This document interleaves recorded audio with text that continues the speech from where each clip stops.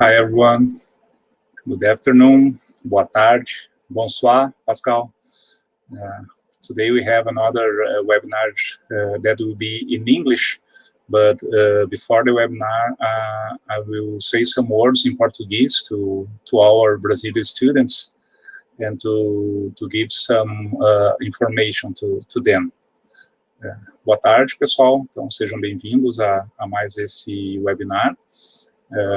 Hoje nós receberemos, então, o professor Marcos Alonso, e eu só gostaria de relembrar, né, sempre comentar que essa organização desse seminário em iluminação está sendo feita em conjunto do nosso laboratório de pesquisa, GEDRE, da UFSM, juntamente com o NIMO, Núcleo de Iluminação Moderna, da UFJF, e também temos aí apoio do nosso INCT e o ramo estudantil I3E da UFSM.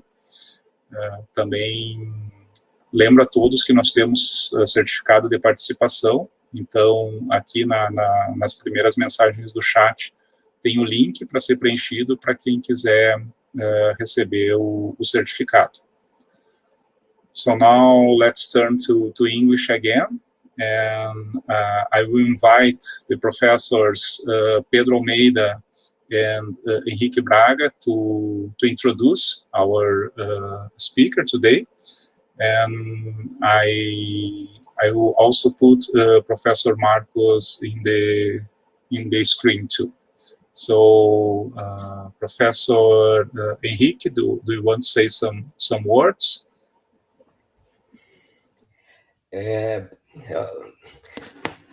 Everybody, good afternoon to all.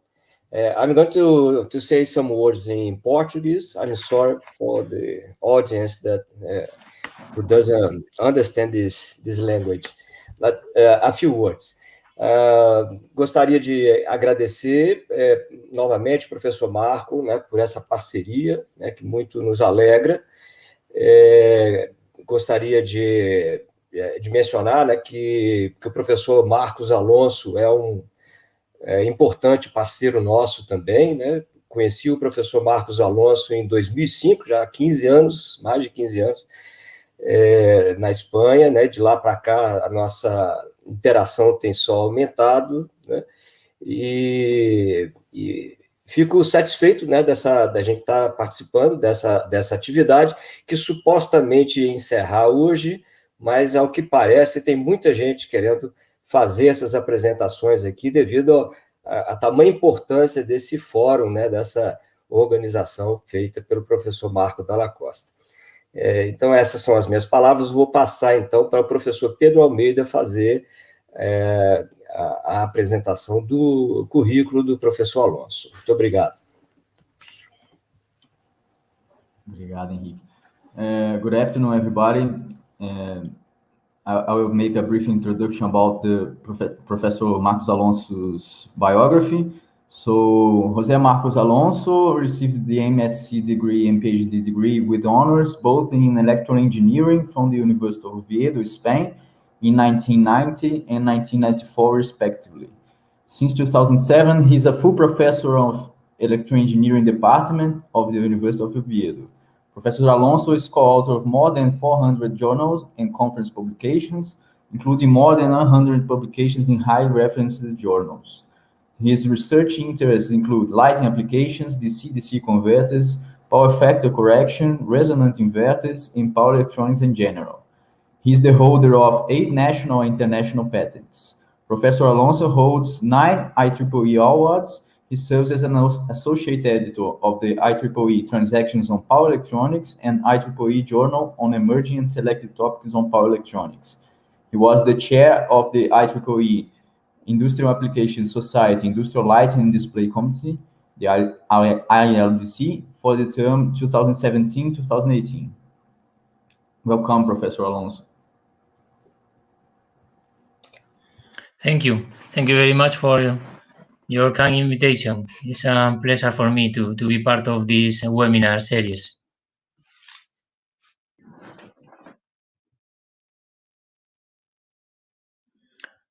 Okay, I will start now with my presentation.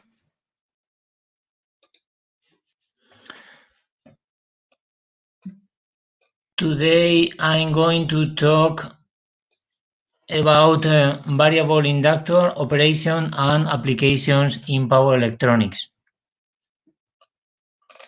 So this is the outline of my presentation. Firstly, I will introduce the topic and the basics of variable inductors. Then we will see the analytical modeling of variable inductors in applications in power electronics. Also, it is important to develop space-based models of variable inductors because this allows us to use this model in the simulation of power converters that include these variable inductors, these applications of variable inductors. And then at the end of this presentation, I will show several examples of applications, mainly applications that we have developed in our group related to lighting applications, power converters for lighting applications. And finally, some conclusions. Before starting, I would like to talk a little bit about the history of variable inductors and controllable inductors in general. For example, we can say that at the end of the 19th century, around the 1880 years, they start using what they call magnetic amplifiers. Magnetic amplifiers are devices that can be used in power control. They include a magnetic device which can be controlled by a DC power source, like here. So with this current circulating through these windings, auxiliary windings, it is possible to control the equivalent impedance seen from this winding of, so to speak, this kind of transformer, but in which what we are is controlling the flux that is inside the core, and then we can control the impedance that we see from these two terminals here. So in this kind of applications, mainly they use this for on and off control, because if we saturate the core, then this is going to be like a short circuit, something like a very low impedance, and then the lamp is going to be on. And then if we suppress the current through this auxiliary winding, then the core is not saturated, and then this is going to behave like a very big inductance, and therefore the current is going to be very small. So at the end, it's something like an open circuit. In between, it was even possible to even control a little bit the power applied to the lamp. Okay, these were called magnetic amplifiers, mag amps, and these were used a lot in this century and also at the beginning of the 20th century in power control in general, until the development of the transistors, bipolar transistors, and later MOSFET transistors and so on, which were much easier to be used for controlling power in loads. Also in the 1950s, mag amps were used in computing applications as a substitute for vacuum tubes, okay, because vacuum tubes, usually the reliability was low because they used a filament, and then this filament at the end is going to be deteriorated, and the vacuum tube is going to fail. So they try to use these magnetic amplifiers also as a substitute of these vacuum tubes in computers.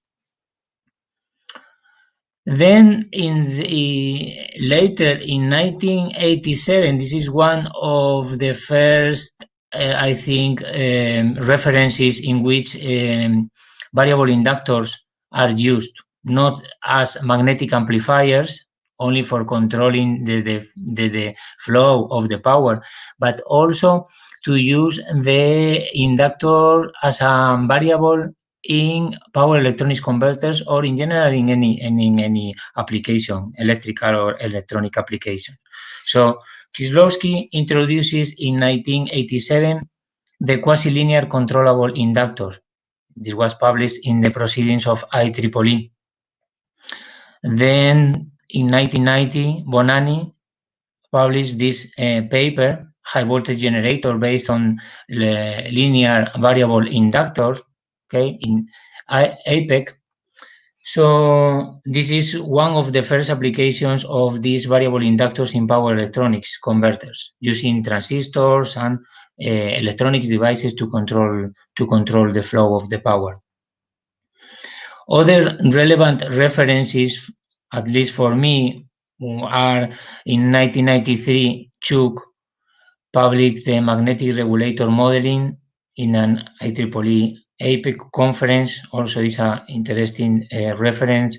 And in 1994, Professor Ben-Jacob also published the inductor-controlled resonant inverter, also at the IEEE APEC conference. So after this, there has been a lot of applications and papers published on this topic. I started to work on this topic around maybe 2000, at the beginning of the 2000s, around 2004, and our group published the first paper on this application in 2005. Since then, we are working in application of variable inductors and controllable inductors consistently for the last, I can say, 15 years. Okay, so there are many publications, many papers published on this topic, but there are not many groups that have been working in a consistent way on this topic. Okay, just publish an idea and then go move forward to other activities or other ideas in power electronics and so on. So I think that our group is the group that has been working more consistently on this topic. So firstly, and especially for the students, I would like to do a quick review about some magnetic quantities related with the operation of any magnetic device that I think that it's important to have a clear understanding of this. Okay, so just very quickly, I'm going to review these ideas. Just remembering that if we have two circuits with two currents, then we are going to have a force between them, which is given by this expression here. This is a rather complicated expression, but we can simplify it a little bit.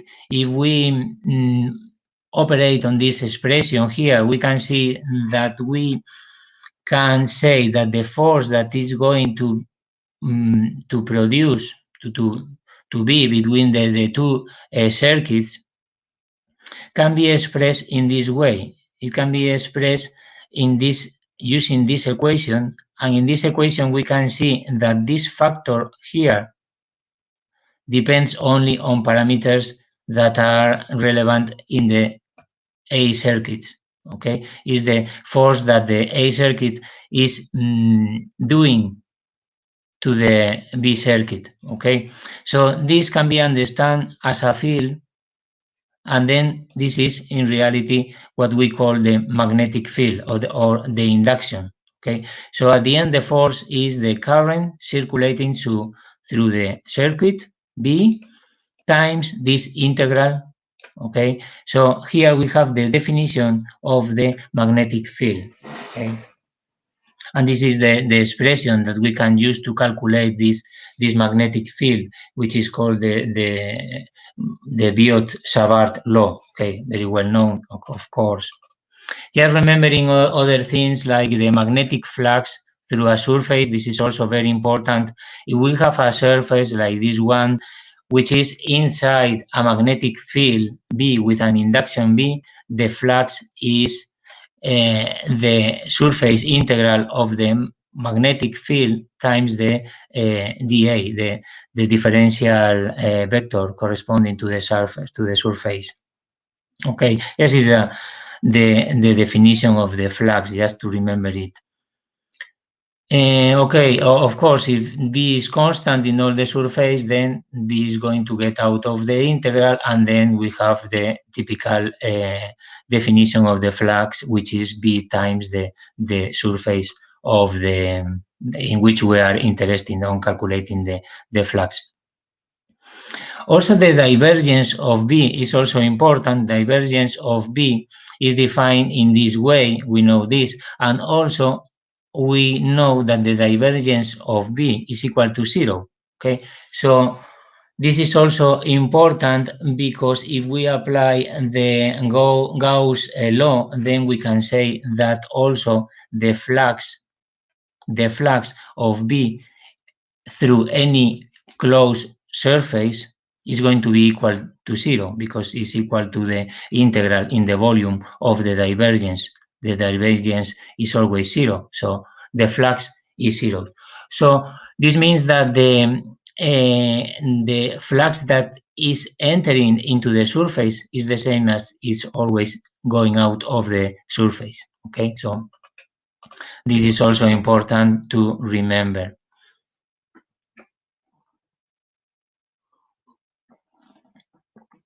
Of course, it is important, the Ampere's law and the Faraday's law. The Ampere's law comes from this expression: the curl of B is proportional to the current density. Then if we apply the Stokes law, then we can obtain this expression, which is very important, which is that the linear integral of B of the induction is proportional to the current which is going through this line, through this closed line. Okay, also important in order to do basic calculations of magnetic fields. Also, the Faraday's induction law. Okay, the Faraday's induction law says that the linear integral of the electric field in a closed line is equal to the variation of the flux in time, okay, following this expression.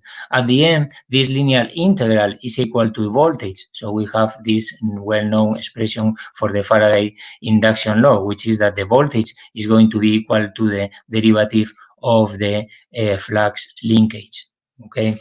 And remembering that the flux linkage, when we are using, we are working with a winding, is equal to the number of turns times the flux of each turn. Okay, so this is also important to remember. So at the end, when we use these windings, which is very common to use them in power electronics converters and applications in magnetic elements, then the Faraday's law, taking into account the number of turns, is going to be like this. Okay. So a summary, everything that we have seen is in Maxwell equations. Okay, so this is very important. I think that as electrical engineer, we need to know the Maxwell equations and try to remember the Maxwell equations, because at the end is everything related with both electric and magnetic fields. Okay, and it is not so difficult to remember these equations. It can be seen difficult, but it's not so difficult. We only have to see that there are two pairs of equations. One pair is for the electric field and the other for the magnetic field. One is for the divergence, the other is for the curl of the two fields. Okay. For example, it's very easy to remember this, because the electric field, if we have, for example, a positive charge, the electric field is going to go out in all the directions, okay, from the electric charge, okay? So this means that the divergence of E is not 0, because the electrical field is diverging, is going away from the charge, okay? So this means that the divergence is going to be something, is going to be equal to the charge, to the density in this case, because we are in differential expression of this law, which is the density, the charge density divided by the permittivity of the free space. Okay, in integral mode is that if we integrate in a closed surface, then we are going to have the total charge divided by the permittivity of the vacuum space, of the free space. Okay. On the other hand, if we think about the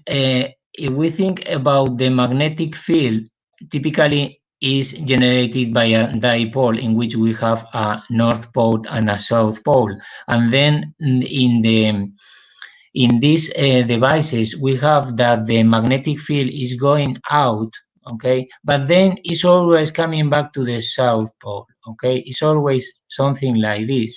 So it is clear that in this case the magnetic field doesn't diverge, okay. The magnetic field is always twisting and coming back to the generator, so to speak, okay. So this is the reason why the divergence of the magnetic field is zero, okay, because it's not going away, it's always coming back, okay. And the same applies to the curl. The curl of E, the curl of E, okay. In the case of the curl of E, what we have is this expression here, which is going to be equal to the variation. But in this case, we don't have any twisting of the electrical field. Okay, so it only depends on this value here. If we integrate this, we obtain the Ampere's law. And in the case of the curl of B, okay, in this case we have also a value which is proportional to the current density in the material, okay, and also includes this factor, which is also a current that is produced in the vacuum also, okay. So at the end, from this Maxwell equation, we will obtain the Faraday's law, okay, by integration and neglecting this value, which is usually very, very small, okay.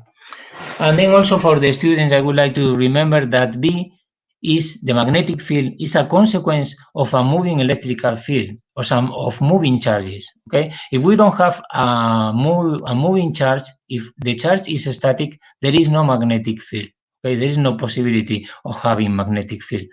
Always magnetic field is generated by the moving charges, okay.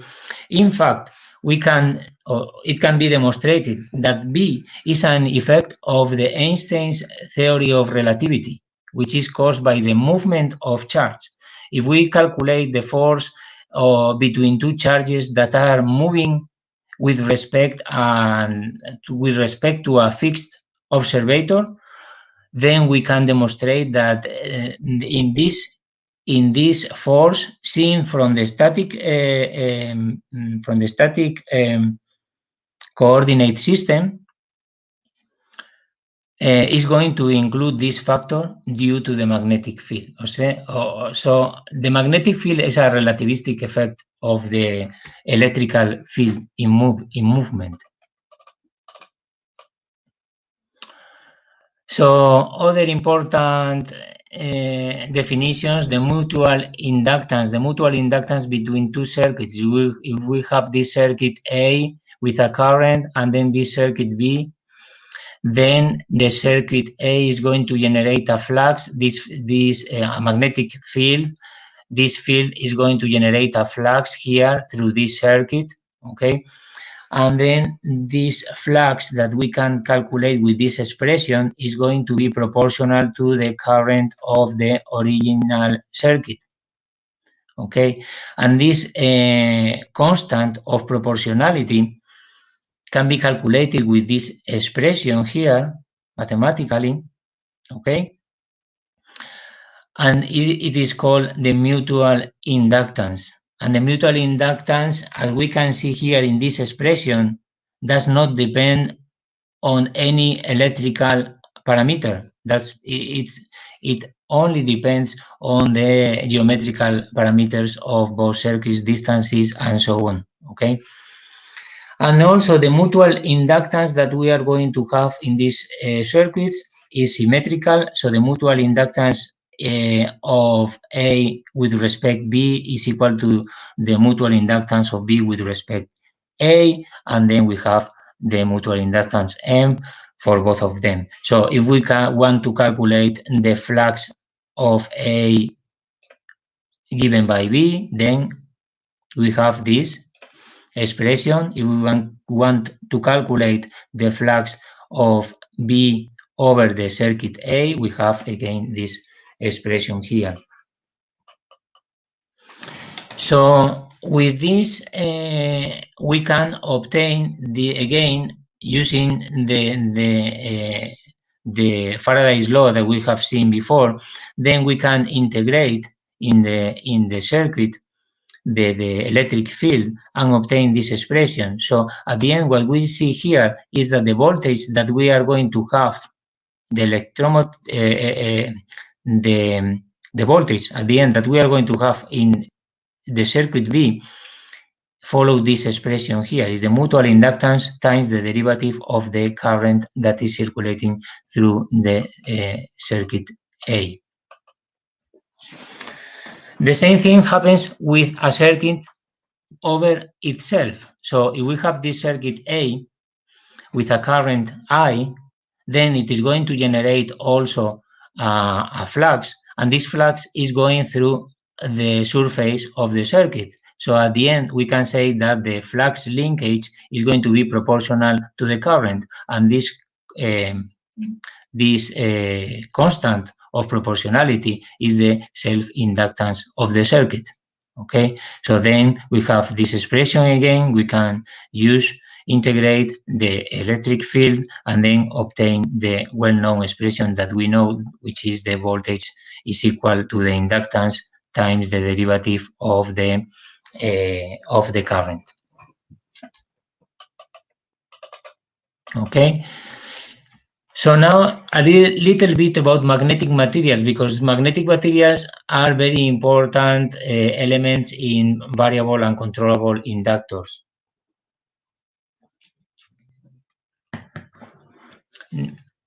In a magnetic material, what we are going to have is that some molecules in some materials, they are going to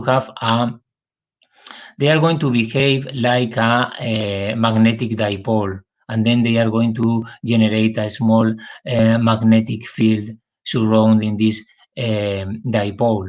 Okay, if they, in some materials, they get oriented, all of them in the same direction, then we are going to have a magnetic field, which is called magnetization. Okay, this magnetization is proportional to the average magnetic moment per atom and also to the number of atoms, of course. So we have this vector here that depends on the material. So when we apply a magnetic field, external magnetic field over a magnetic material, then these molecules, these dipoles, can get oriented in the same direction and reinforce the external magnetic field. Okay, so in order to distinguish which is the magnetic field that we are generating externally and which is the part that is generated internally by the material, we use this vector, which is the magnetic field intensity. The magnetic field intensity is defined like this. It's something like the magnetic field, B, or induction, minus, okay, so without taking into account the magnetization of the material. Okay, so it's something related only to the external excitation that we are generating to create the magnetic field. So at the end, the total magnetic field that we are going to have has two components. One is the magnetic field intensity, or sometimes called the magnetic field strength, plus the magnetization. Okay, and all of this is multiplied by the permeability of the free space. Okay. So then with this we have the induction, or sometimes it is called the magnetic flux density. Okay, I prefer to say induction because it's shorter and quicker. So in many magnetic materials, they are isotropic and linear, and then the magnetization is proportional to the magnetic field intensity. Okay, so at the end we can substitute this expression here, and then we are going to have something like this well-known expression in which we call this the relative permeability of the material, mu r, and then we have this expression. So we can say that B is going to be equal to mu times H, okay, which is the magnetic field intensity. And mu is the total permeability, which is the permeability of the free space times the relative permeability of the material. Now we can use the Ampere's law extended to magnetic materials, and then we can say that the curl of H is going to be proportional to the current density. Okay, and then using the integral mode or the integral version of this law, then we can say that if we calculate the line integral in a closed line of H, then this is going to be equal to the current that is going through this line, okay, through any surface that is on top of this line, which is at the end is the same thing. Okay, then a little bit about hysteresis. Hysteresis is the effect that we are going to have in many magnetic materials that we use in power converters and power electronics applications.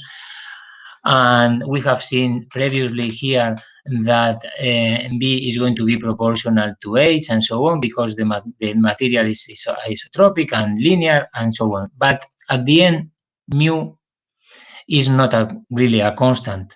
Is far indeed from being a constant, and we are going to have a behavior relating the induction and the magnetic field intensity, something like this. Okay, so we know this also very well. The behavior relationship between B and H follows not a simple line, but is this kind of hysteresis diagram. Okay, this can be obtained during this kind of experiments. We also know that the area inside this is the energy per volume that we are consuming to describe this hysteresis cycle, because at the end what we are doing is forcing the molecules to move into one direction, all of them into one direction, for example here into one direction, in the same direction of the external field, and then when we move backward, then we are forcing all of them to twist in the other direction. So at the end we have friction here, and then we have losses, and this is the reason that we have these losses in the material. And these losses can be calculated by doing this integral, which is going to give us the energy per volume. At the end, if we are operating AC signals, then we are going to describe these cycles once per frequency cycle again. Okay, so at the end we are going to have this power which is proportional. The power that we are consuming in our system is going to be proportional to the volume, of course, of our material, and also to the frequency at which we are operating. So this is the reason why we have this kind of expressions for the power, the hysteretic power that we are dissipating in the material. Because at the end, this energy depends also on the induction in the material. Okay, so we have this expression. But usually the hysteresis cycle is not employed when designing magnetic devices. It's usually employed when we want to calculate the losses in these materials and we want to go further in the analysis of our inductor or transformer. Okay, but it would be very complicated to use this in normal designs. Okay, only using finite element analysis, using computers and so on. But in many applications, what we do is to simplify the VH curve without taking into account the hysteresis. Okay, so it's something like this. In the first quadrant, of course, we will have something like this in the second, in the third quadrant. Okay. So usually we employ this representation, this relationship between the induction and the intensity, magnetic field intensity. And then it is important also to remember some definitions here in this characteristic. Okay, we have the total permeability. The total permeability is the ratio, directly the ratio between the inductions and the magnetic field intensity. Okay, it's this point and is given by this, the slope of this line here. Okay, then we have the differential permeability. The differential permeability is defined in this way. Okay, is the derivative at any point divided by the mu zero.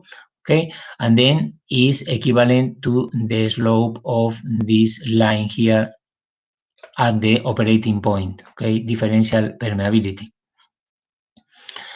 And also we can define it. Also, we can find this in the data sheets, but it is at the end, it's not very relevant, is the initial differential permeability, because the initial differential permeability, which is the value of the differential permeability close to the origin, is a little bit usually lower than the differential permeability when we are in this part of the curve. Okay, so at the end, the differential permeability, as we are increasing age, is going to do something like this. At the beginning is lower, then is going to increase, and then is going to decrease, okay, because the slope is decreasing and decreasing here. But this part here, more or less, the permeability, differential permeability is quite constant, okay, so it corresponds to this area here in the line, so the permeability is almost constant, but then is decreasing. Okay, and this is important because this is the part in which we design controllable inductors, working with the materials in this part of the line. So one important point, one important aspect that we have to consider is how to do the curve fitting of this curve, of this VH curve.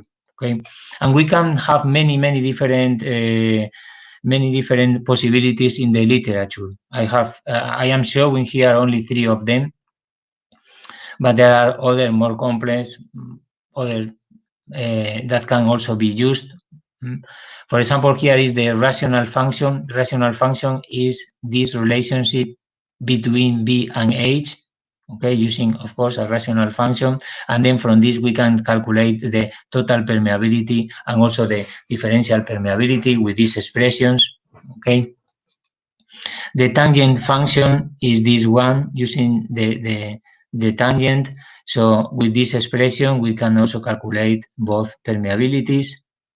Okay, and the third one that I am going to show here is this one, the Brouwer's fitting, which is the one that I like better because it is quite continuous and it is quite good for defining the characteristics in a continuous way, which is very useful for simulation because usually it allows for a better convergence when doing simulations, for example, in space and so on. Okay, in these cases, for example, we add this factor here in order that we are not dividing by 0, and then we have to adjust this, and in some cases, it can be complicated, but in my experience, the Brouwer's fitting is a very good fitting. Using this expression here, we can obtain the total permeability like this, which at the end is the ratio between both H and B. And then by taking the derivative, then we can calculate this differential permeability, which is also quite interesting expression and good for simulation. Then a little bit about magnetic losses. Magnetic losses are due to two processes. One is the one that we have seen, hysteresis losses, which are proportional to the frequency and also to the induction up to a given exponent here.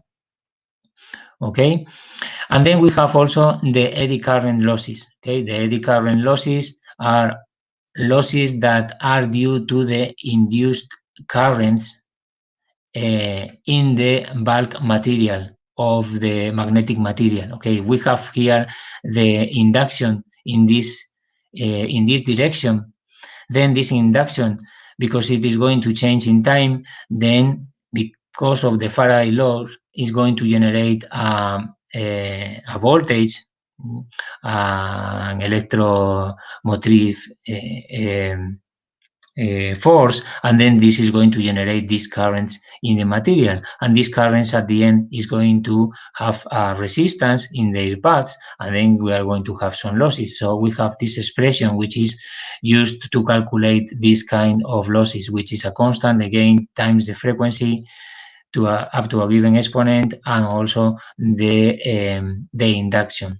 Okay, note here that this is not directly the DC value of the induction, is the AC component of the induction. So is the peak-to-peak value of the induction that we are going to have in the material.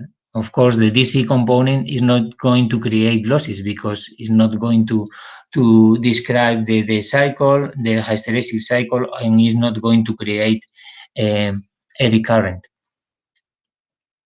So at the end, if we combine both expressions, we have this expression here, which is the total magnetic losses, okay, in our material, which is something like a constant frequency to a given exponent alpha and induction to a given exponent beta.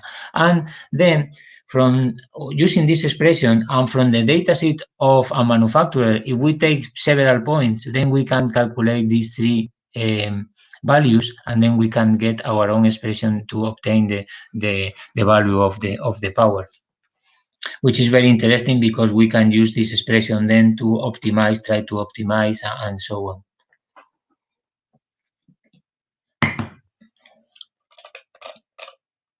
Okay, just a little bit about types of materials. Also, for the students, is type of materials. We have mainly two types of magnetic materials. One of them is the hard magnetic materials. The other is the soft magnetic materials. The soft magnetic materials are materials that have a soft hysteresis line like this one. Okay, and they are used in most applications of inductors and transformers, in general applications, in electrical and electronics applications, in power converters, and so on. Okay. And then we have the hard magnetic materials. Hard magnetic materials are materials that have a hysteresis cycle like this one. It's much harder. The change is very quick, very abrupt here in these parts. Okay. And these are also known as permanent magnets. So at the end, a hard magnetic material is a permanent magnet. Okay, the hysteresis losses are very high, so these materials are not used in regular applications for inductors and transformers because the losses will be high, and then the efficiency of our system could be also low. Okay, so it's not interesting. But they are used in special applications in magnetic devices, like when we want to generate a DC bias flux inside a material and so on. So usually they are not going to be describing the whole hysteresis circuit, but they are going to operate in a given area. For example, in this part of the characteristic in which this is going to be almost constant, the value of H is constant for different values of B. So at the end, this is going to behave like a magnet in this part. So we can generate a DC level of the induction in our machine, transformer or inductor or whatever. Okay, so in our case, for variable inductors, we are interested in these soft magnetic materials, of course. But in some applications, it will be interesting to add a small permanent magnet, maybe to generate a DC level and then to be able to generate a DC level of the induction with less energy, so to speak. We will talk about this later.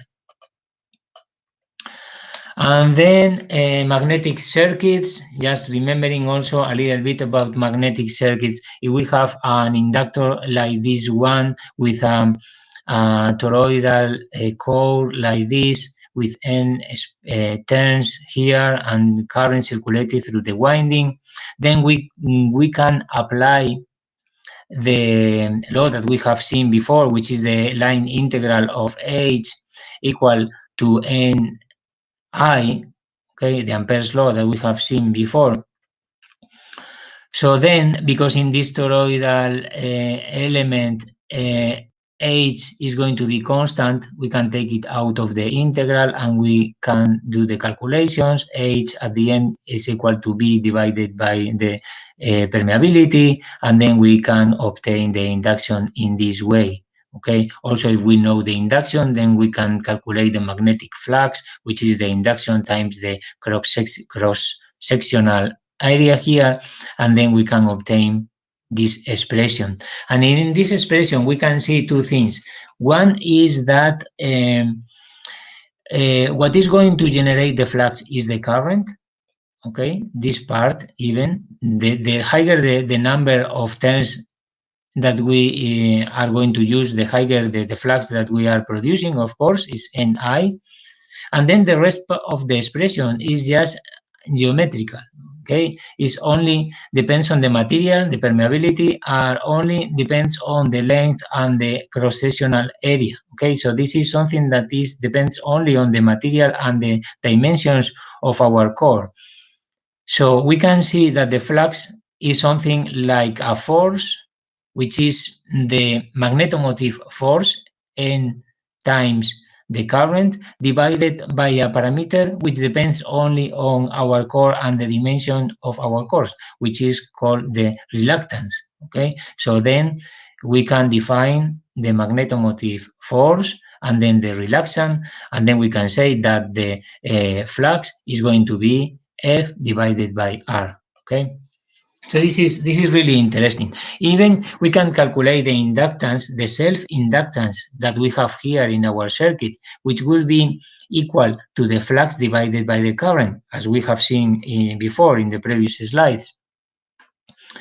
And then substituting, then we can obtain this expression very easily, which is that the inductance is equal to the number of turns to the square divided by the reluctance. So what are we seeing here is that the inductance doesn't depend on any electrical parameter, as we have seen before in the mathematical expression using integrals and so on. There were no any electrical variable in the definition of the inductance. It depends only on the dimensions, number of turns, and the type of the material, the permeability, and so on. Okay, so this is also important to remember.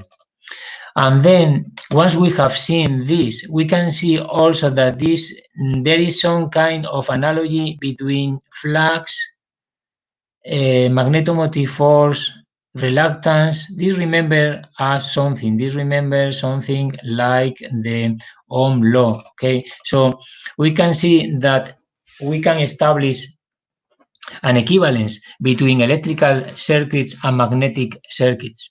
Okay, for example, in an electrical circuit, we have the voltage, we have the resistance. We know that the resistance in a given device is equal to the resistivity times the length divided by the area of our wire or whatever that we are using. Okay, and then that the current is going to be the voltage divided by the resistance and so on. And there is a direct equivalence with magnetic circuits, which is really interesting and very useful for design. If we consider our voltage, which is the magnetomotive force, N times I, then we can define our resistance, which is in reality reluctance here in this magnetic circuit. The reluctance is defined in a similar way. It's 1 over the permeability.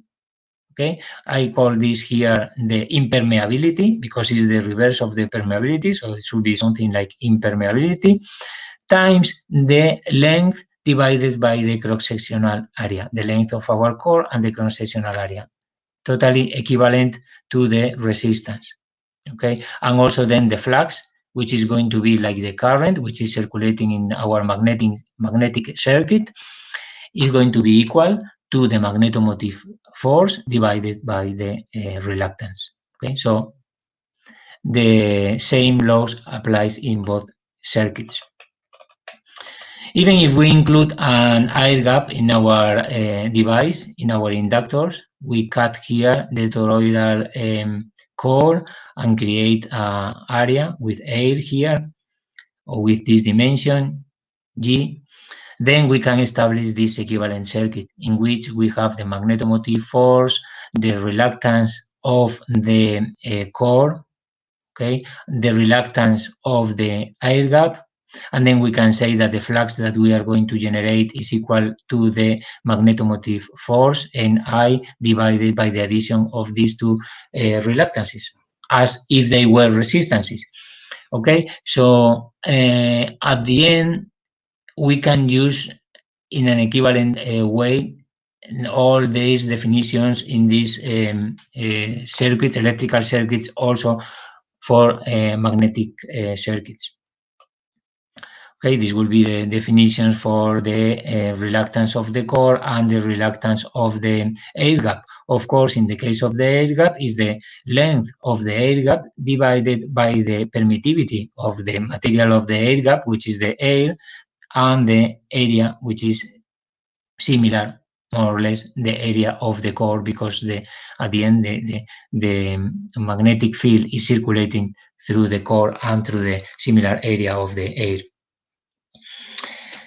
And then from this we can calculate the inductance, which will be the number of turns to the square divided by the reluctance, and the total reluctance is this. Okay, so we can use everything.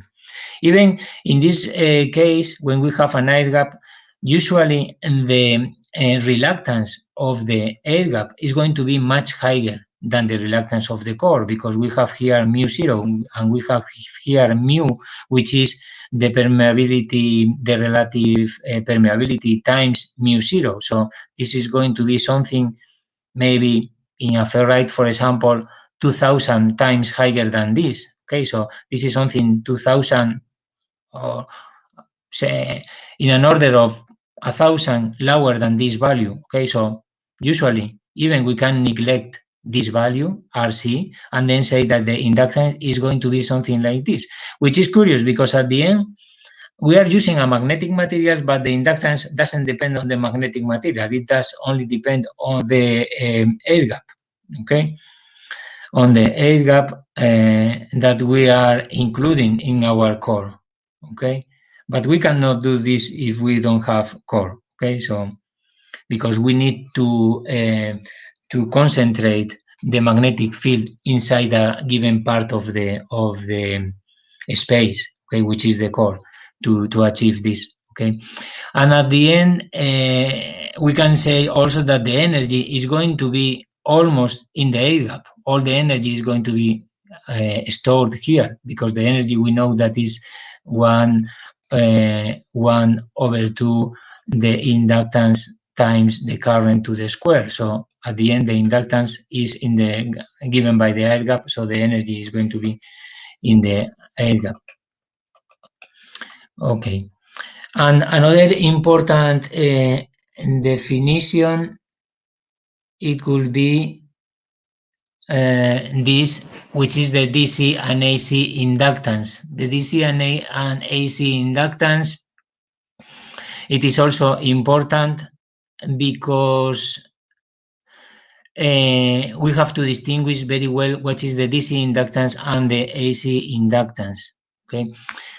DC inductance will be given by the DC flux divided by the DC current which is circulating through our inductor. Okay, so will be given by this point at this point and by the DC level of the induction, okay, and the DC level of the current, which at the end is proportional to the magnetic field intensity here. Okay.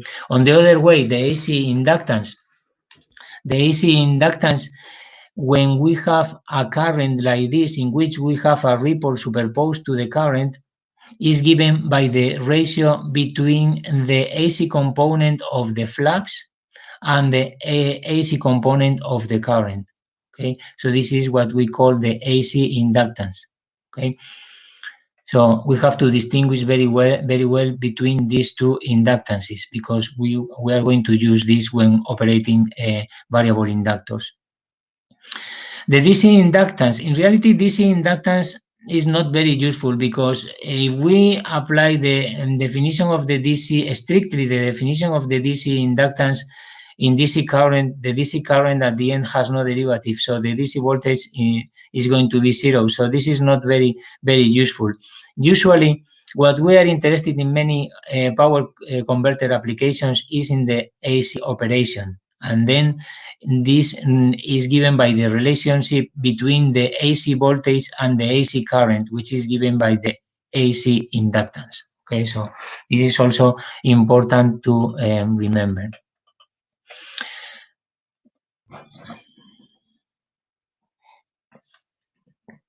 Okay, then why use variable inductors? Okay, variable inductors, we can use variable inductors because in any power converter, at the end, we need to use inductors, capacitors also, but the inductor is going to play an important role in our converter. Usually in a buck converter like this, we use duty cycle or frequency to control the converter.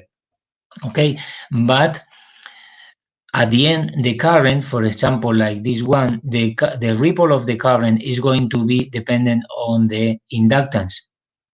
Okay, so if we have the ability of controlling the inductance, then we are going to have also the ability of controlling this ripple and do things in our converter. Okay, for example, if we change the inductance, immediately we are changing the dynamic response of our converter. So we can play with the dynamic response of the buck converter operating in continuous conduction mode. In this continuous conduction mode, the output current is dependent on the value of the inductance. So even we can control the output current by controlling the inductance. So these are some of the ideas that we can take into account when applying variable inductors in power electronic converters. But what is a variable inductor? Okay, we are going to start first seeing what is not a variable inductor. A variable inductor, a non-variable inductor, for example, is the air core, is the only non-variable inductor. If we use this winding only with air inside, then we know that we are going to have some value of the inductance, which can be approximated with this expression here. And then the ratio between B and H at the end is the permeability, of the free space. Okay, and they are going to be always proportional and following this expression here. So the value of the inductance as a function of the current, circulating through the inductance is constant. Okay, is not changing. So this, if this is what we want, this is perfect, the perfect device. If we want an inductance that is going not to change with the current which is circulating even through it. Okay, this is the perfect constant inductance. The problem is that we cannot use air cores in many applications because if the power is high, then we are going to radiate a lot of energy to the space. The magnetic field is not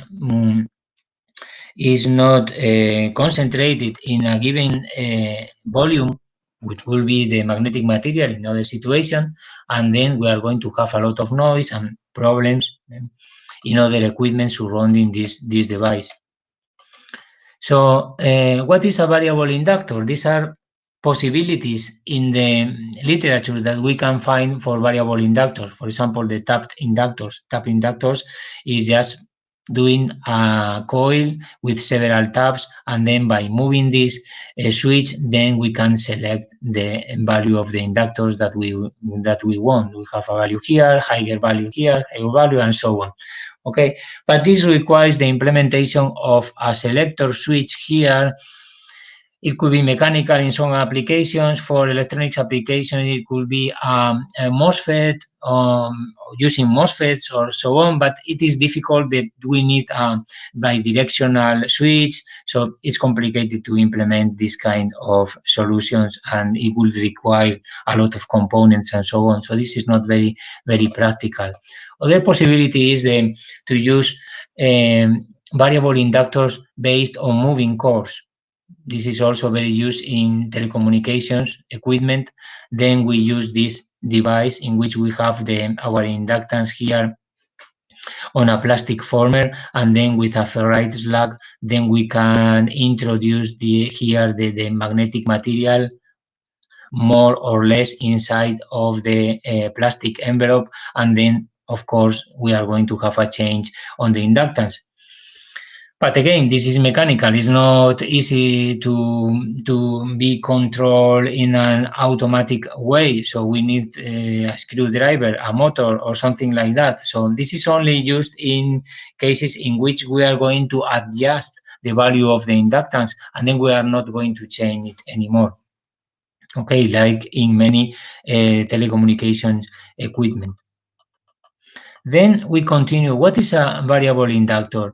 Variable inductor, in reality, is any inductor that uses a magnetic core. Any inductor, in the case like this one, similar to the A core, but now using a magnetic material, or like this one, having a magnetic core, in this case, a closed core, then all of these are in reality variable inductors. What I called self-variable inductors, because the value of the inductance is going to depend on their own current, on the current that is circulating through the winding. Okay, and why is this so? Because of course we have this characteristic, which is the VH curve of the material that we have here inside of our device.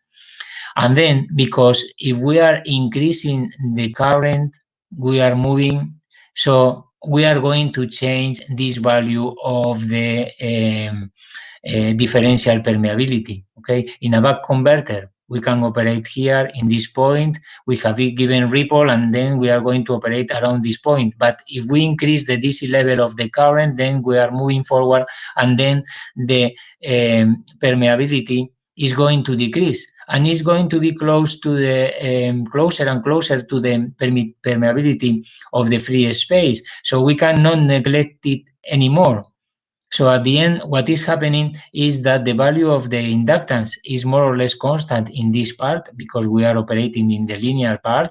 But when we increase the DC current circulating through the inductor and move to this part of the curve, the knee of the curve, then the value of our inductance is going to decrease and decrease and decrease. Okay, so this is a variable. If we operate in this part, then we have a variable inductance. Okay, an inductor that is going to change its inductance with its own current. Okay, so this is something like a self-variable inductance. Okay, and this also has some applications in power electronics. Okay, so this is important to distinguish, also for the students to distinguish that saturation is not equal to short circuit. Okay, it's very common for us professors to simplify and say, okay, no, if we saturate the inductors, then we are going to have a short circuit, so don't do it.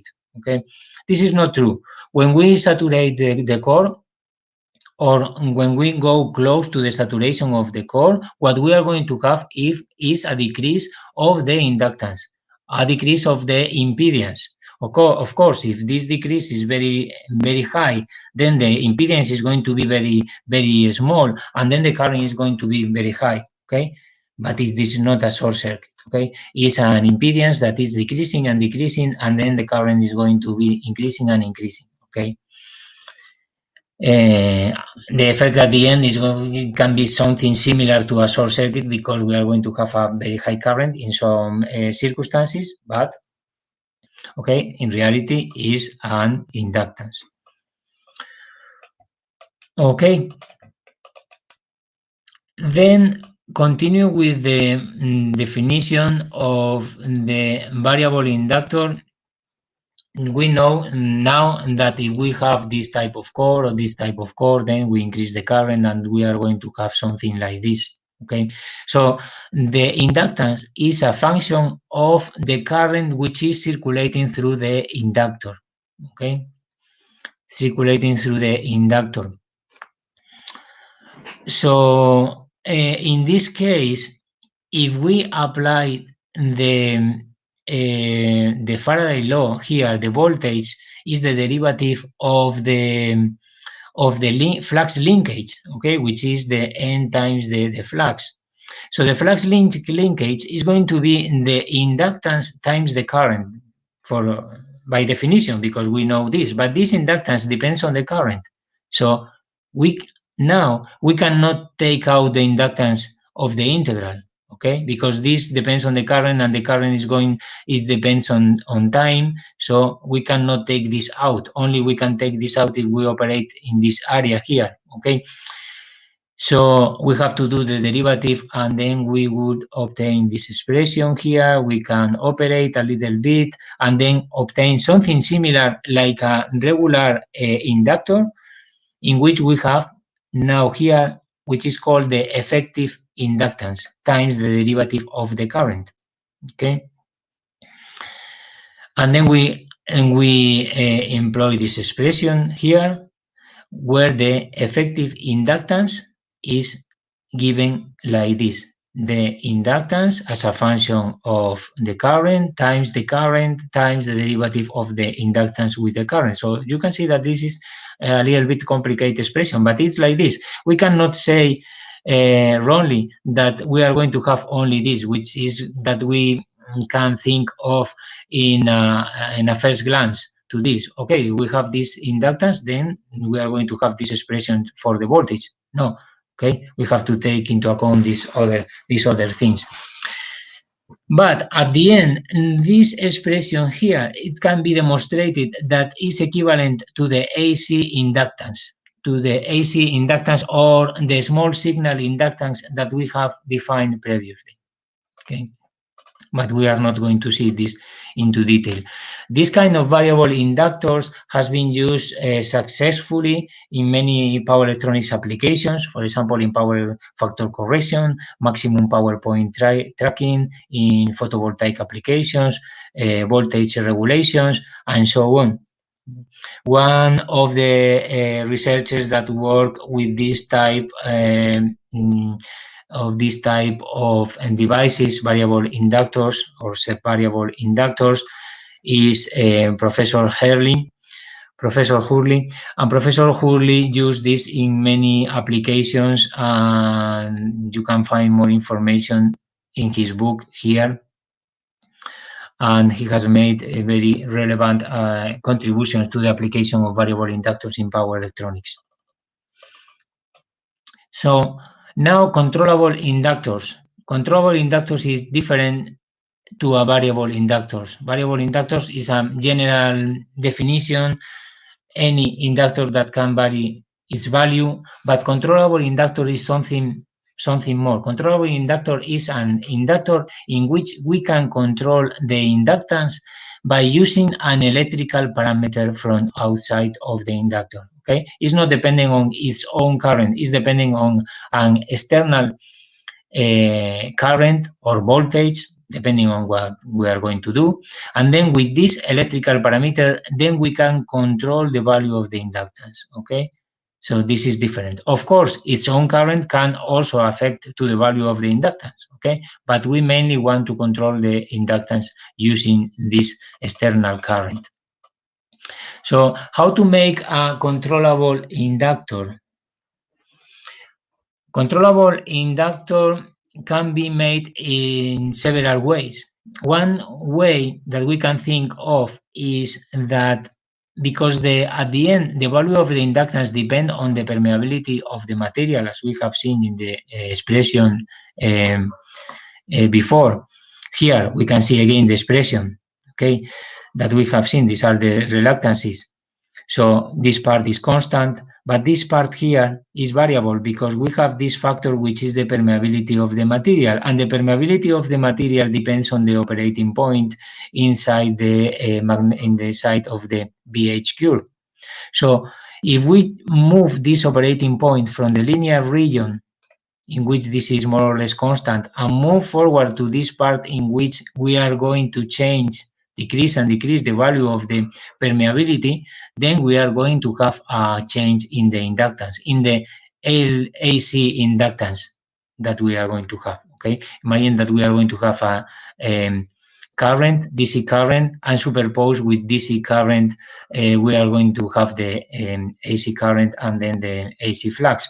Okay, but here what we do is not using the DC current superposed to the AC in the AC winding or in the AC current. We use another winding, the DC winding, in which we can inject a small current using a high number of turns, and then we can generate a DC flux superposed to the AC flux that is going to generate the AC winding. Okay.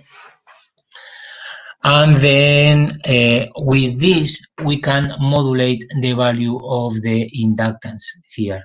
Okay, so this is very easy, very easy to understand. We can do this, no problem. Okay, we can change the value of mu. Okay, and at the end here inside we have the average value of B, and superposed to it the average value coming from this DC current, and superposed to it we have a AC coming from this AC winding. Okay, and at the end this AC winding is only seeing the change here in this around this point. So and the inductance is the AC inductance that we have at this point, that this depends on the permeability. The only problem of doing it this way is that we are going to have a reflected voltage here, okay, because at the end our AC winding is going to have AC current and also AC voltage, and then if the number of turns here is high, then we can have a very high voltage, AC voltage here in the DC winding. Okay, so our DC current has to handle this AC voltage, which can be very high, and it's complicated to develop a DC current able to withstand this AC voltage. What we can do, for example, is to add a choke here, a very high inductance. Then we can filter out the voltage. Okay, the DC current is going through the choke, without problem in DC, and the AC voltage is filtered here, so we are going to have a much smaller voltage here, and then this is can be handled by the DC current without problem. Okay, but this is more complicated. We need more elements. These usually chokes, these are big elements, and we are going to increase the losses and so on. So this is more difficult to implement. So the solution that we found in the literature that was used also in the magnetic amplifiers in the past, in the 19th century, is this one, in which we add, instead of only adding one winding to generate the DC flux, we add two windings, okay, two windings. And these two windings are in such a way that they are going to reflect the voltage coming from the AC winding in opposite directions. For example, here this way, here this way. okay, 180 degrees phase with respect to this one. So at the end, ideally, the voltage here across this current source will be 0, okay? And I say ideally because there is some non-linearities that at the end are going to give us here some voltage. But this is the trick. And there are other structures. For example, the triple E structure, it doesn't use two windings because here the trick is to use this additional core in which we are injecting DC level, but only in this part of the E core. Okay, and then we have a gap here, so the flux coming from the main winding is not able to enter in this structure because we have this gap. So we are not going to have AC voltage, for example, here in this current source because we have the gap here. So this flux prefers to go this way. Okay. The problem of this structure is that we are only modifying the permeability in this part of the core, and then we are going to need more current to decrease the value of the inductance. Okay, and then the range of the inductance is lower. Of course, we can replicate this structure here on top again, even on the lateral parts, but then it's going to be more complicated, of course, and more difficult to implement. Other possibility is to use the quadruple U structure, which will be like this one with 4 U cores like this, and then this is another possibility. In reality, very similar to this structure. Okay, and the same thing we can do this with the toroidal cores. Okay, we can see this, for example, in the proposal by Kieslowski in the end of the 1980s with this type of solutions. Okay, but this solution here is one of the best. Okay, because in this solution we are applying the DC field without any air gap, ideally without any air gap, because we don't need air gap here and here, because we have this air gap here to limit the AC flux coming from our AC winding, as in any inductor. We need an air gap to limit the AC field.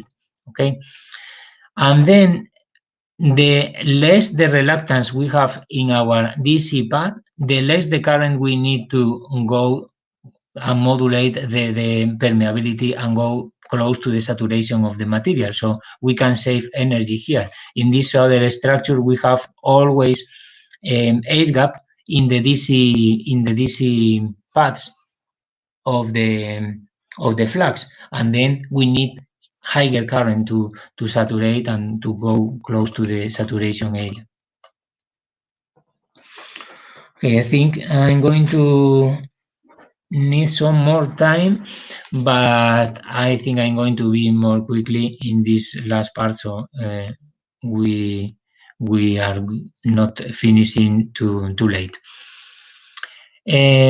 Okay, just a little bit about analytical modeling of variable inductors. Analytical modeling of variable inductors, the idea is to obtain the expression of the inductance as a function of the DC bias current that we are injecting in our magnetic device, in our variable inductor or controllable inductor. Okay, for this we can use the reluctance equivalent circuit that is very used in design of magnetic devices, using the model that we have seen previously. So at the end we have the 3 windings, okay, the 3 windings that can be modeling using the magnetomotive force for the DC part. Then we have the reluctance of the left arm. Then we have the other DC part here, okay, with the DC magnetomotive force. You can see that this goes in the other direction, so the DC flux is going to do something like this, okay. And in the middle arm, then we have our magnetomotive force with the AC. In this example, we are not considering a DC level in the magnetomotive force, just simply considering that we have only an AC level. It can be considered, but it will be a little bit more complicated. And then we have the reluctances of each arm, and then the reluctances of the air gaps. Here, we are including a small air gap, okay? Ideally, it will be 0, but we know that because these are two pieces glued together, it is impossible to have 0 air gap here, so we can add this reluctance here in order to consider this very small gap if we want to have more accuracy in our design. Okay. So these are the expressions of the different reluctances, and also the expressions for the magnetomotive force. The magnetic material is characterized by the Brouwer's expression that we have seen before.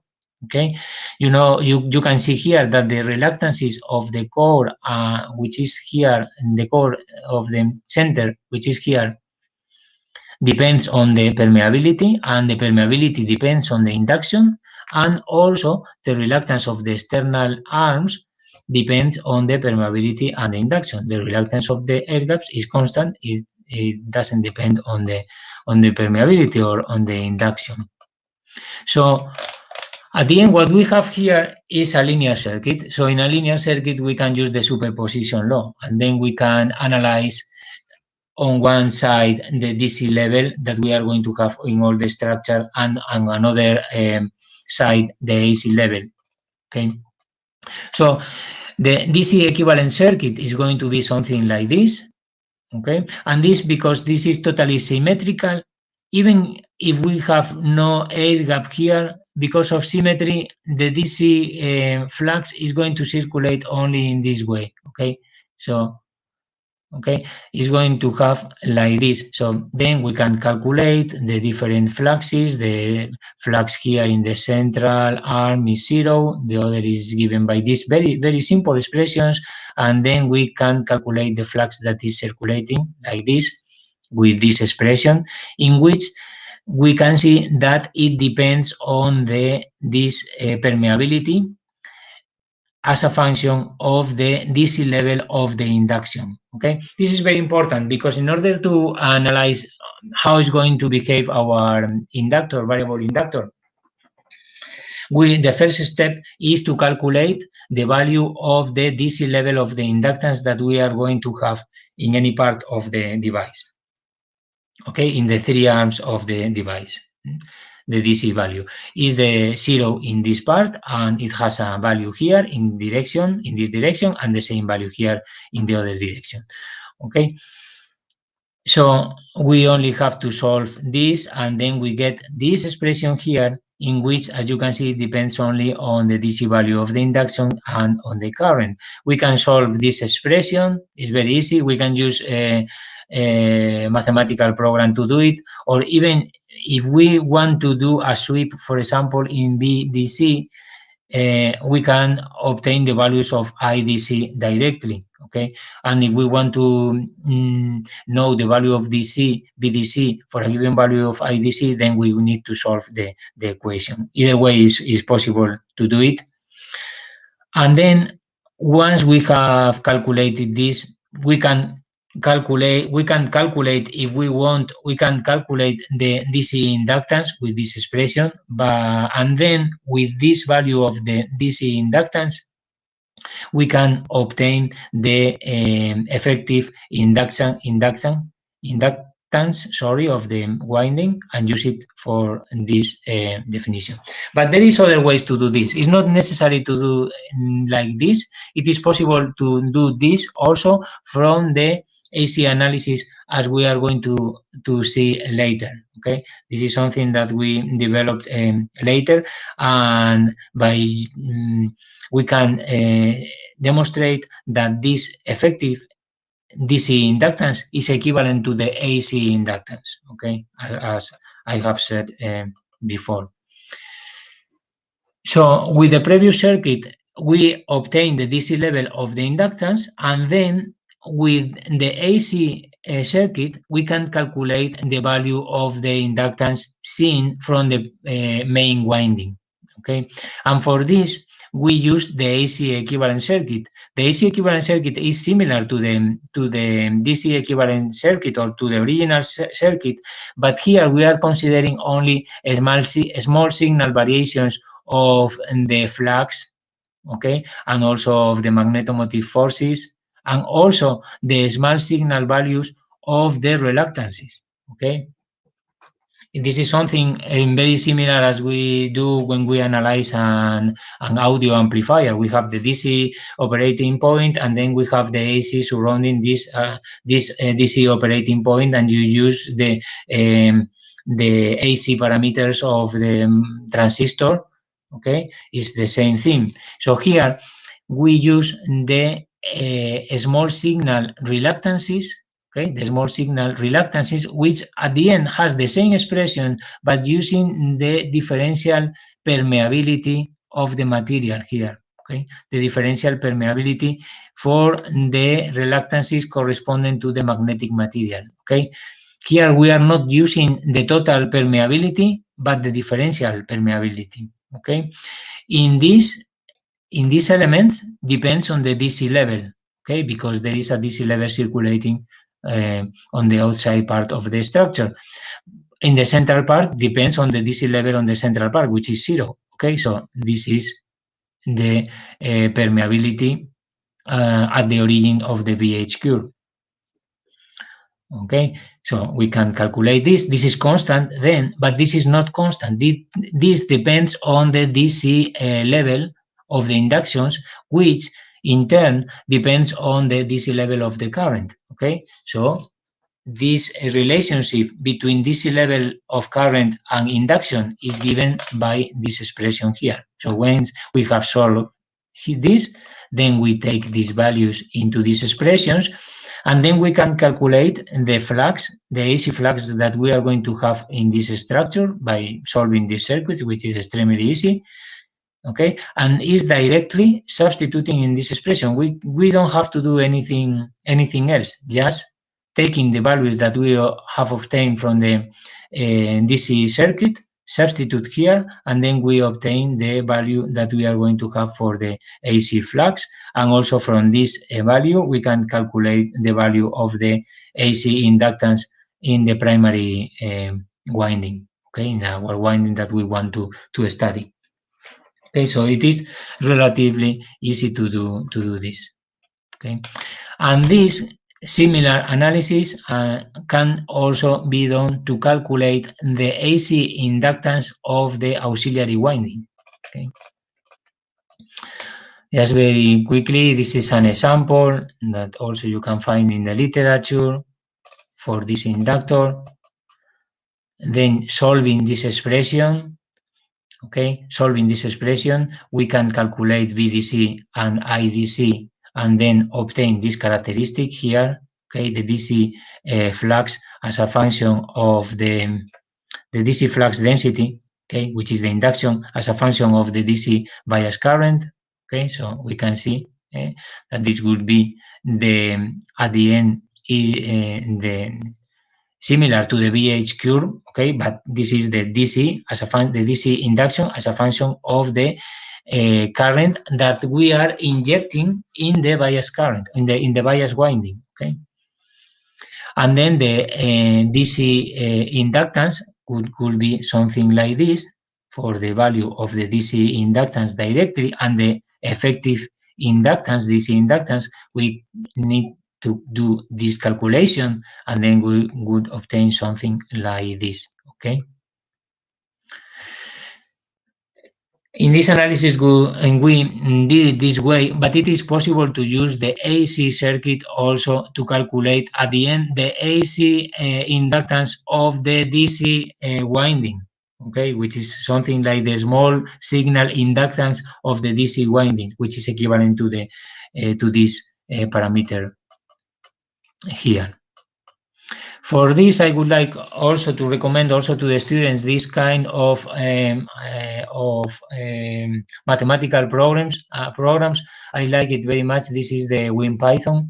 WinPython is a free tool that we can download here from this link.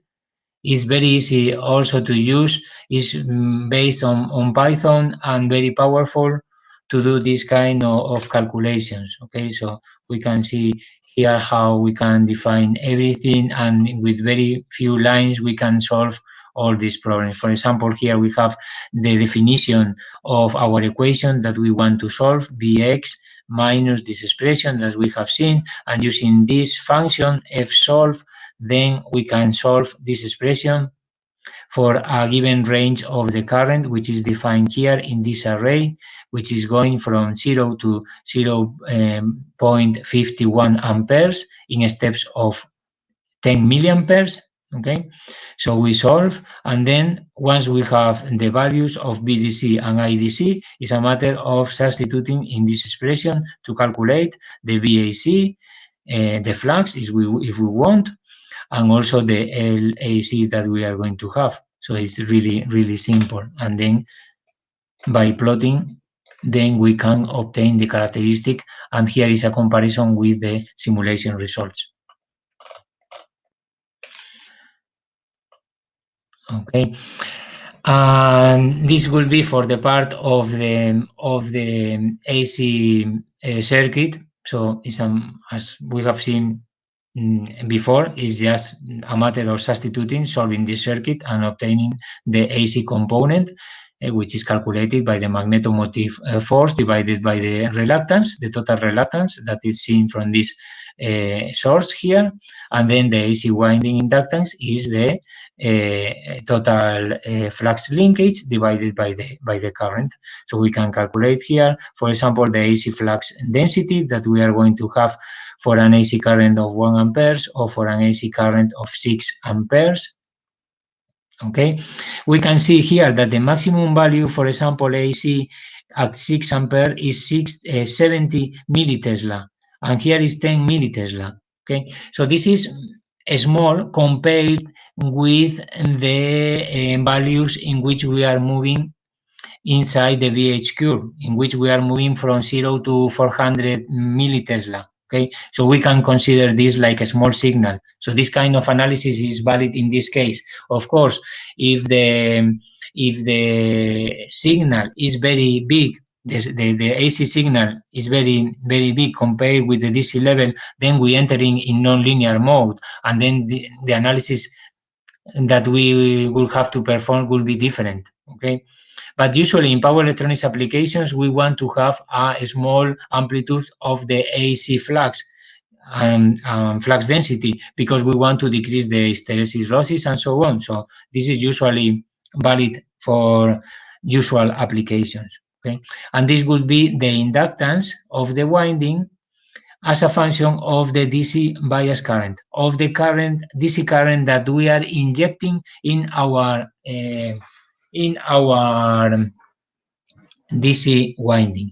So we can see how the inductance is more or less constant until this value, because until this value we are not reaching the knee of the VH curve, and then at this point, then the inductance starts to decrease, okay, because the permeability is going to decrease, and then it is changing at the end the reluctance and also the inductance.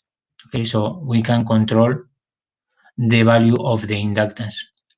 The good thing would be to get rid of this area and start from here from 0, okay? But it's not possible, because in the VH curve we have a part in which we have constant permeability. Okay, the only possibility will be to use, for example, a magnet, permanent magnet, trying to add a DC level in such a way that without current we are going to be operating around this point, and then when we are injecting a DC current, then we will decrease the inductance from the beginning. Okay, that will be a possibility, but of course more complicated to manufacture. Then spice-based modeling of variable inductors. to show how the variable inductors can be also modeled using SPICE simulators, which is very interesting because usually with analytical design, we can do like a first design.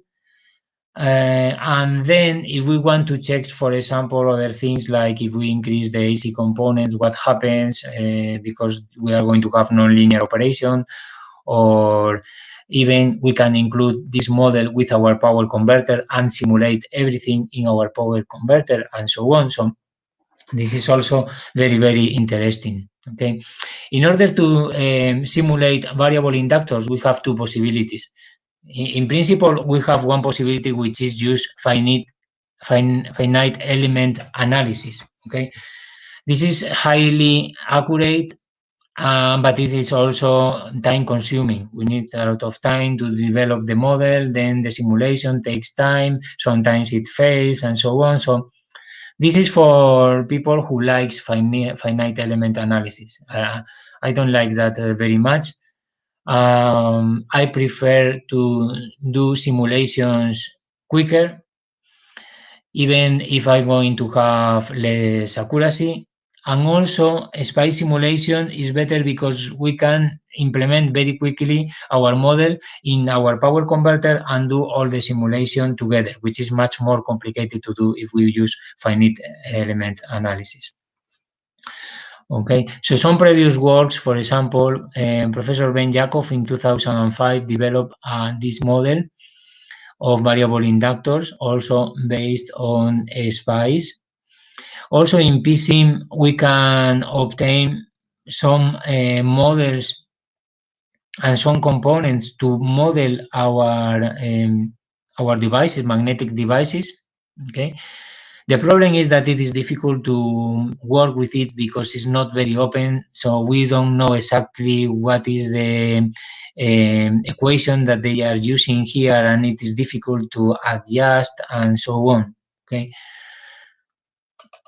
So in our group, we have worked in order to develop open SPICE models for variable inductors, and in principle for any magnetic device that we want to implement. It cannot be only a variable inductor. It can be integrated inductors. It can be any magnetic device in which we want to consider the change of the permeability with the induction level and the hysteresis behavior of the material also. Okay, I mean not the hysteresis, the relationship between the B and H in a magnetic material. Okay, the hysteresis material, the hysteresis effect can also be considered, but it will take a lot of time in the simulation. It will be very difficult to attain simulations in terms of good convergence of the simulations.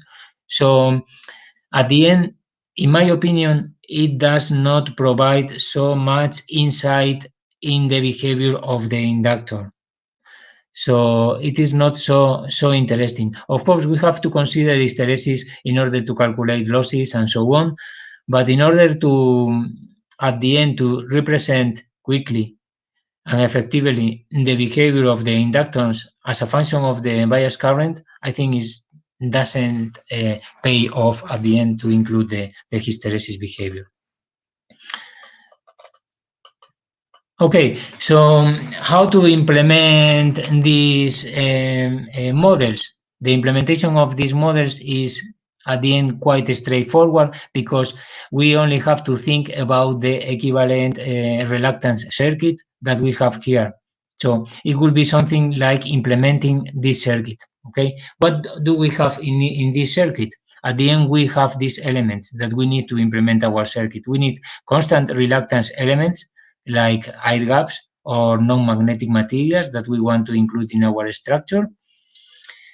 Variable reluctance elements, which are these elements in which the reluctance depends on the permeability, okay, which are the basic elements in our variable inductors, and also windings. Okay, we need the windings to simulate the interaction between the voltage, the current, and the flux. Okay, So in the winding, we have the interface between the magnetic and electrical interaction worlds, so to speak.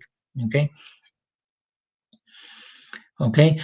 Then we could think of adding other devices, for example, permanent magnets. We could search for models of permanent magnets and maybe other devices. We are going to see some of them.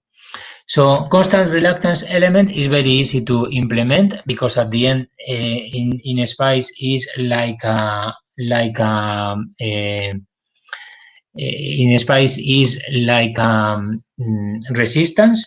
Okay, so we only have to implement a resistance that is going to be dependent on geometric parameters. Okay, so it's something like this. The reluctance, we know that is the length divided by the permeability of free space, the cross-sectional area. And then if we want to consider the fringing effect, then we can add this fringing factor here. Okay. But it's just very easy to implement. We will see later the implementation in space.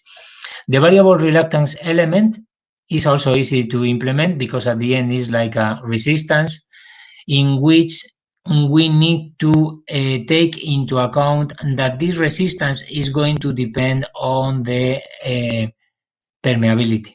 Okay, so this is a little bit more complicated to implement than constant resistance. Okay, because here the permeability depends on the flux which is circulating through the reluctance. Okay, so it has to verify this law here, which is the magnetomotive force. It has to be equal to flux times the reluctance.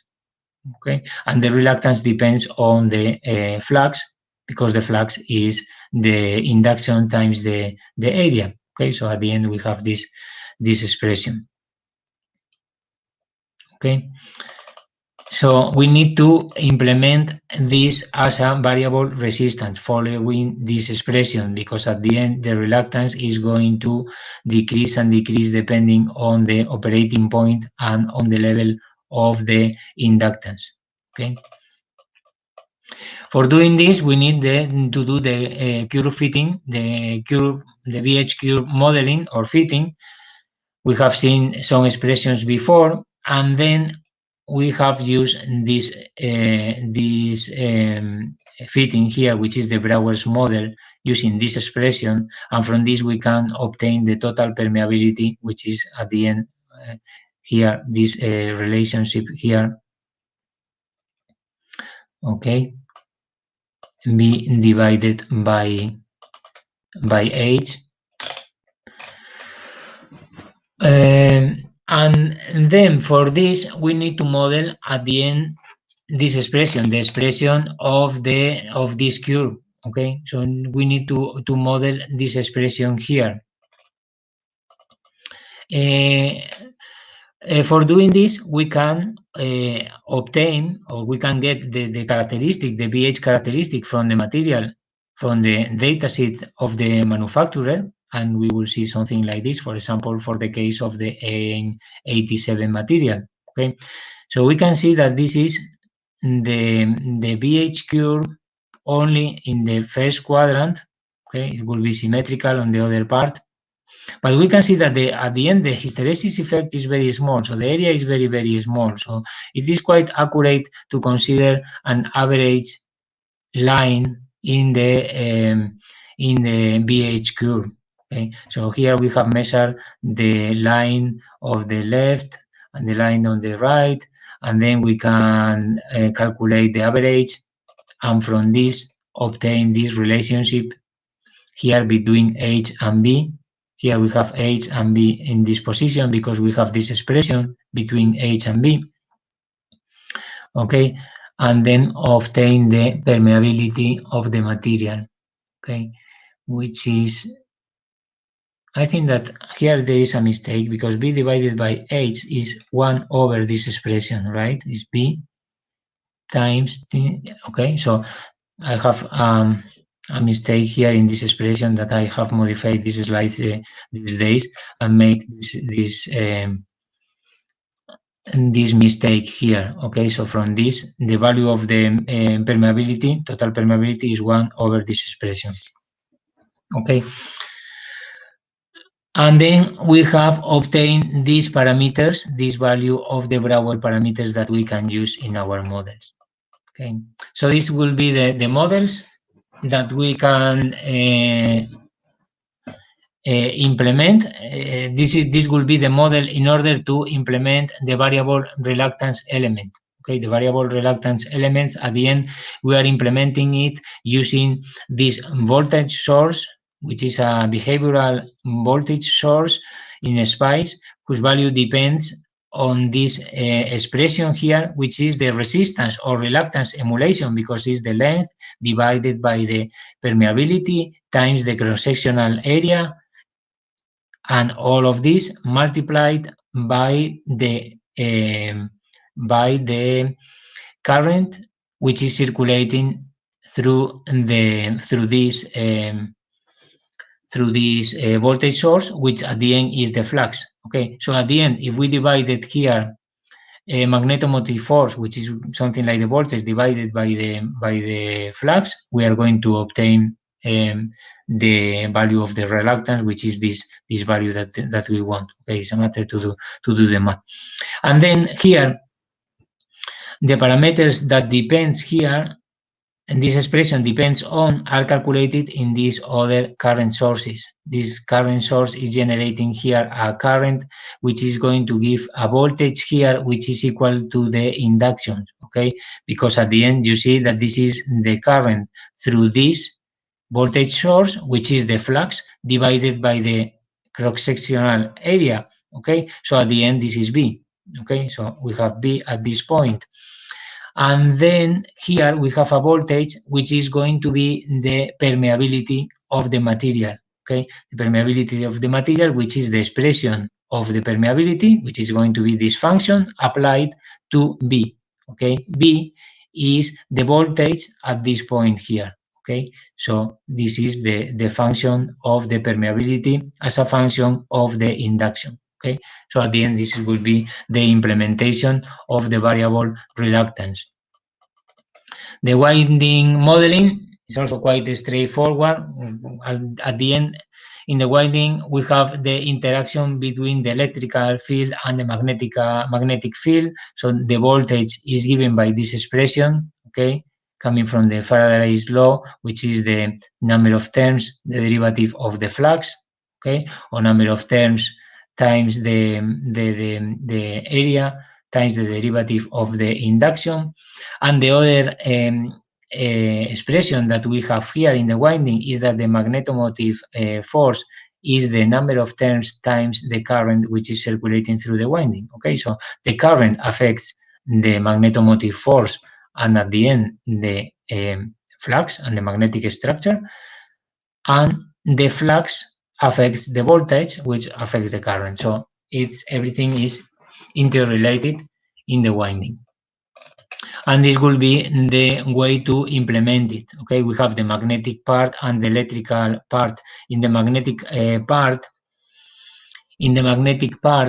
we have the magnetomotive force and the flux.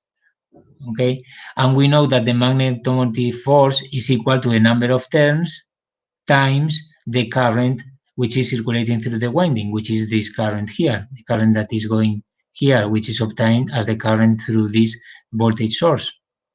Okay, and then in the electrical part, we have the voltage source to simulate the winding, which depends on this voltage here across this inductor. This inductor at the end is only used to implement a mathematical derivative, okay, a mathematical function, which is the derivative of this current here. So what we want to do is to do this expression, the number of terms times the derivative of the flux, okay, the derivative of the flux.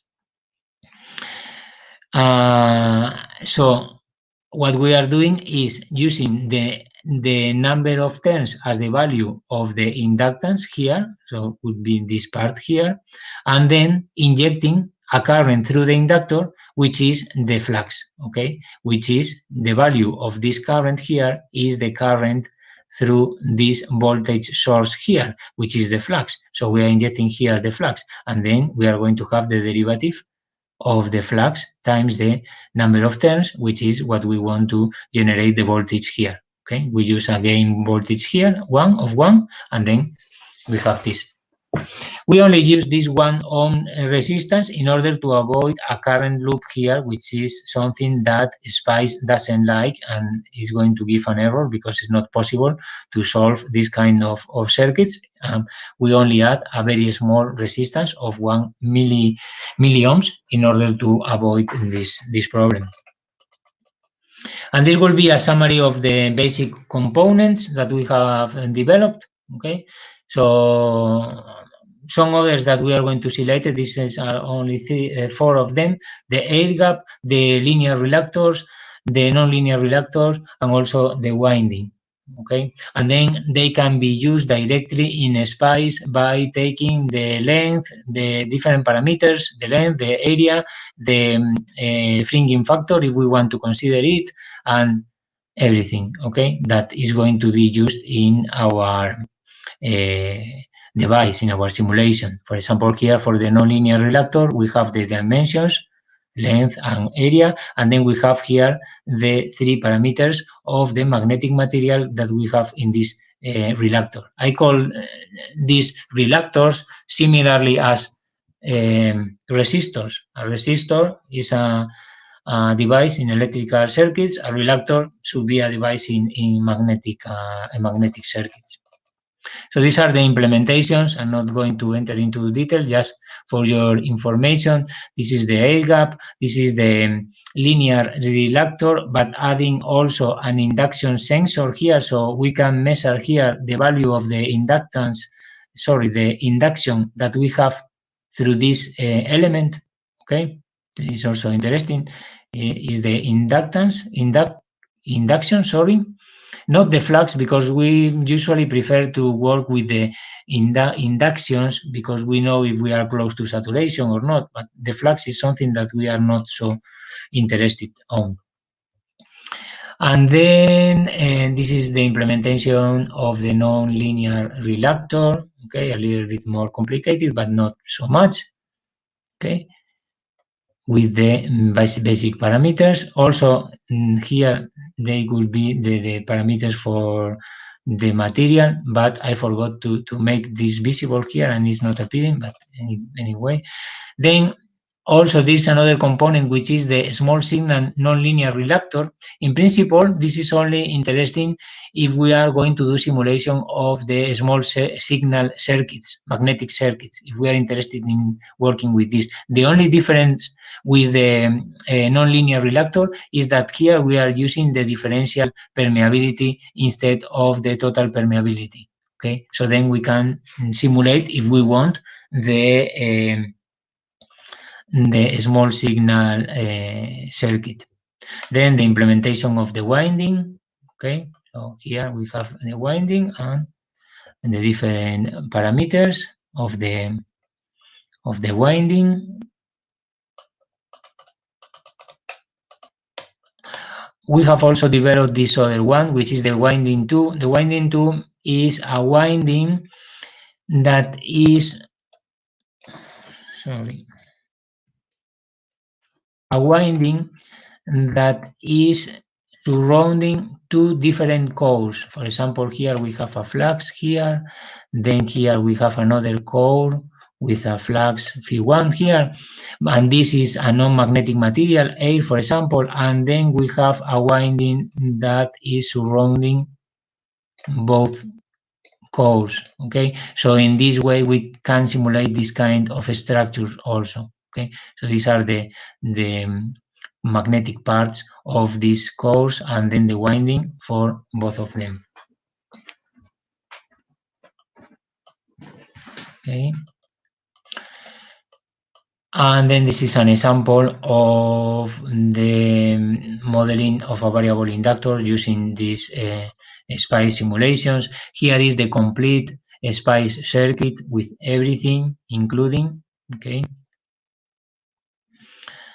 But of course, this is more complicated to see because here are all the definitions. This was in the first model that we developed for these devices, and then decided to implement all the different components so it is much easier to work with. For example, here we have the same device, but now we can see the different elements, the different arms of the structure, the 3 windings. The main winding is this in the central part. You can see that this is 0.6 millimeters. These are very small gaps, only 6 micrometers.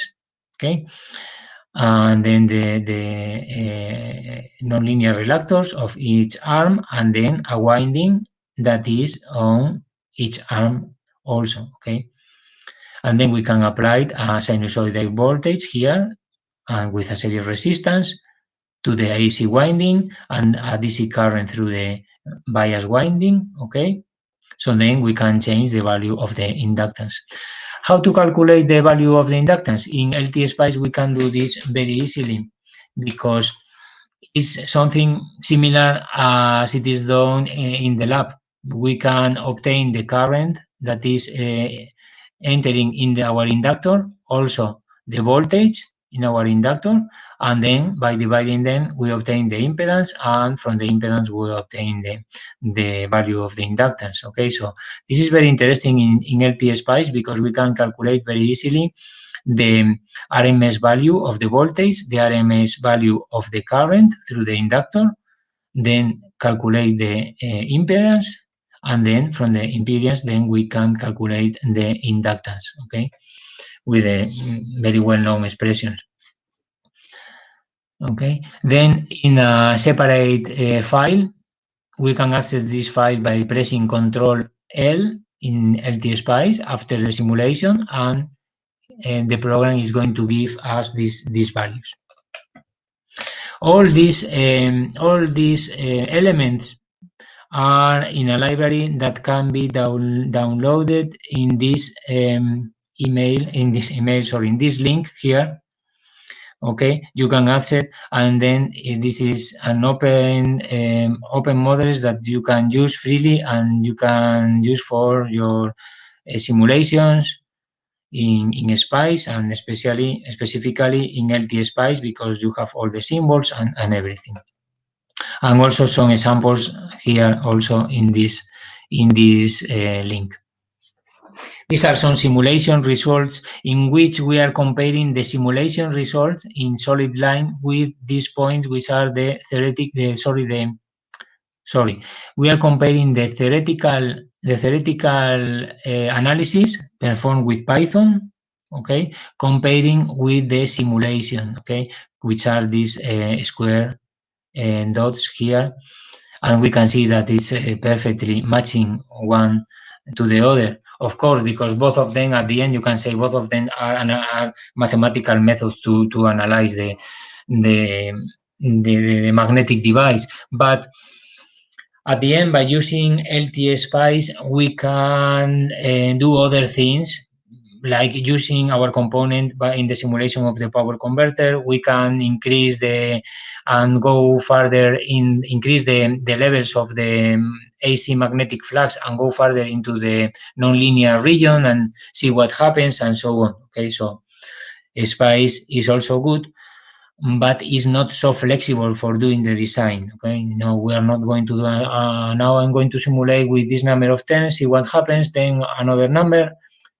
With a mathematical program, we can go to the final first design quickly. Okay? And these are some simulation results also. Here is also for the calculation of the inductance seen from the bias winding. Okay, so we can also do something similar, because here in the bias winding, in order to calculate the small signal inductance, we need to inject the DC current that is going to control the value of the inductance, of the main inductance here, which is usually what we want, and then add a small signal current on top of this DC value in order to inject this AC current, and from this AC current and the AC voltage, we can calculate the AC inductance, okay? And you can say, okay, what is interesting, the AC inductance of the DC winding? Well, because the AC inductance is very important. This is the small signal inductance of the DC winding, and this is related to the dynamic response of our magnetic device. Our magnetic inductor, as any other device, has a dynamic response, okay? We cannot change the main inductance instantaneously. We are going to have a given dynamic response. Most of the dynamic response of our variable inductors comes from the characteristics of the DC winding. Okay, we are going to talk about this a little bit later. So this would be the exactly DC inductance, okay, which is the DC level of the flux divided by the DC level of the current, which, as I have said before, is not very interesting. Okay, it's not very interesting. In these models here, also, we have included here in this output in the windings the calculation of the instantaneous inductance. Okay, so here we can also obtain the value of the instantaneous inductance. Okay, so but this output here is what is giving us is the ratio between the instantaneous value of the flux and the instantaneous values of the current.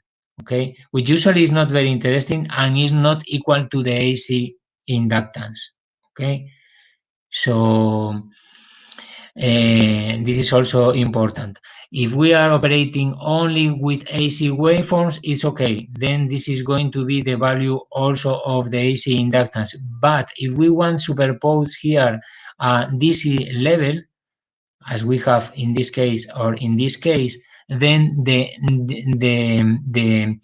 DC inductance that we are measuring here is not the small signal inductance. Okay, here, for example, is valid because the DC flux through the main winding is 0 because of the symmetry of the structure. So at the end, and also because this air gap here, so as we have seen before, we have not DC induction here. So we can measure here in this point the value of the inductance, of the AC inductance also. So this value here of the effective DC inductance or AC inductance of the DC bias winding is calculated using this expression that we have seen before. When we do it theoretically or by simulation, it is calculated by injecting this AC current and measuring the AC voltage and obtaining the ratio between them. Okay, so these are some experimental results that we can see the AC winding inductance as a function of the bias current. So this is the experimental results and this is the theoretical. So you can see that it's similar, but we cannot expect to match perfectly the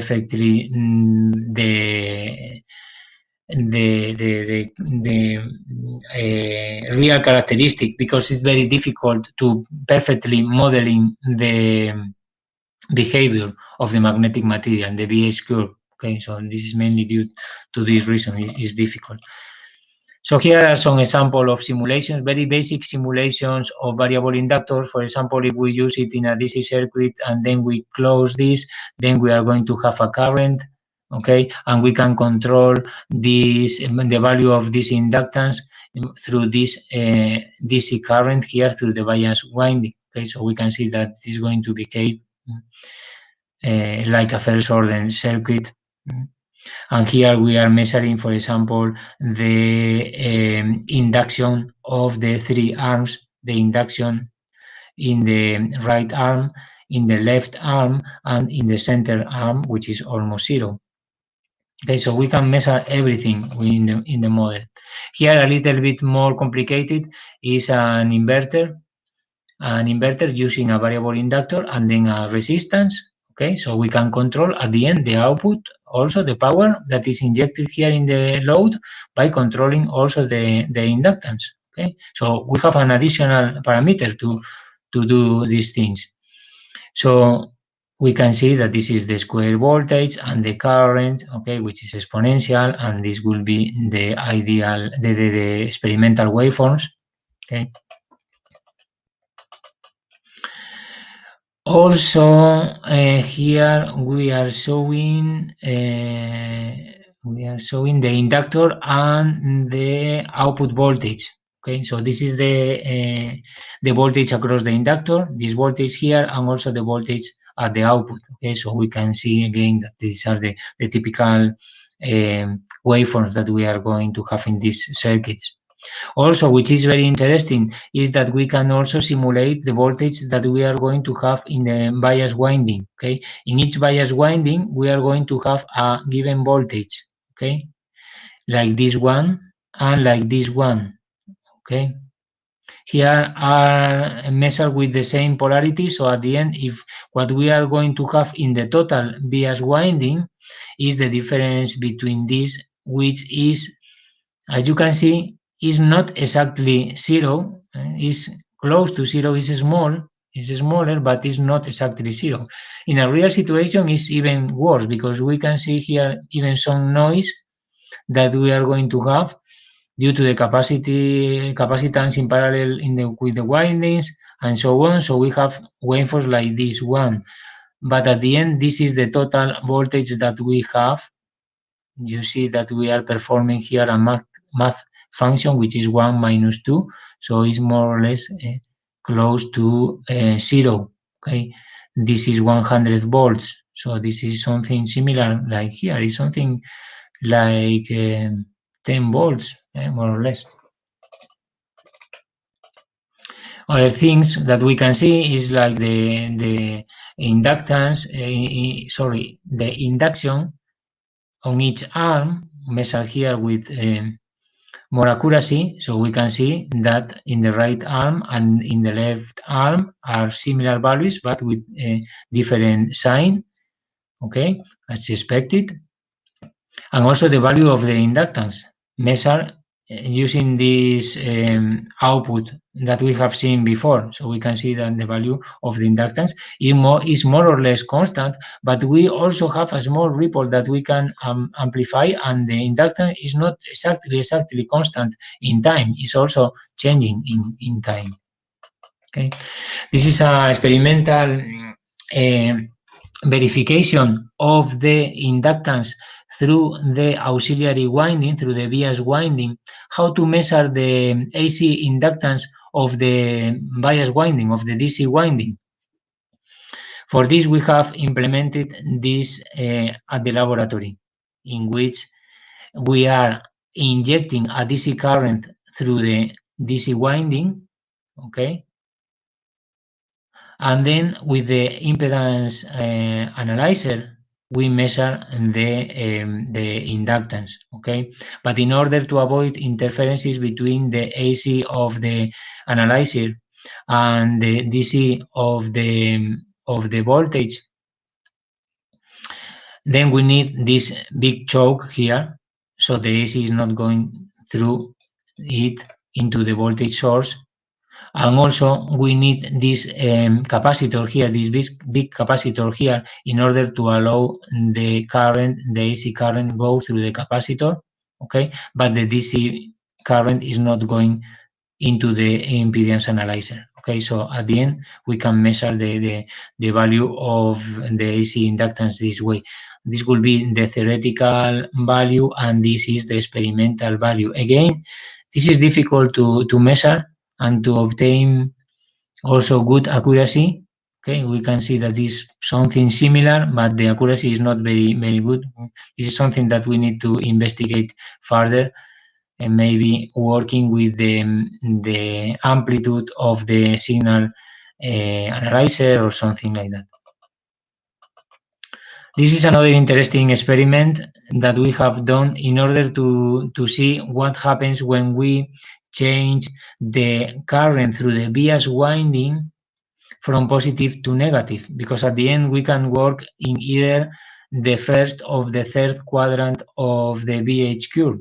Okay, so here in blue is the value of the inductance in the main winding when we go from a negative bias current of minus 0.5 up to a positive current of 0.5 and come backward.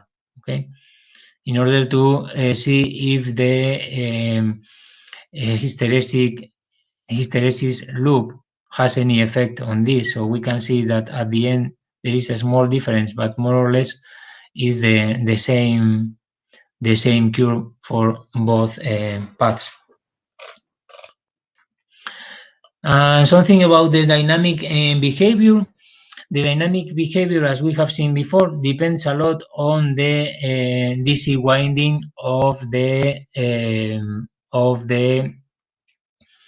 device, of our device. At the end, we have a device in which we are injecting a current and we want to modify the inductance. Okay, so if we want to model this, we need something like this. We need something in which we are going to inject a perturbation of the current, and then we need to know which is going or how is going to be the perturbation of the inductance. Okay, so here we have two main elements. One is the behavior of the DC bias current through the winding, what is calling here IBS.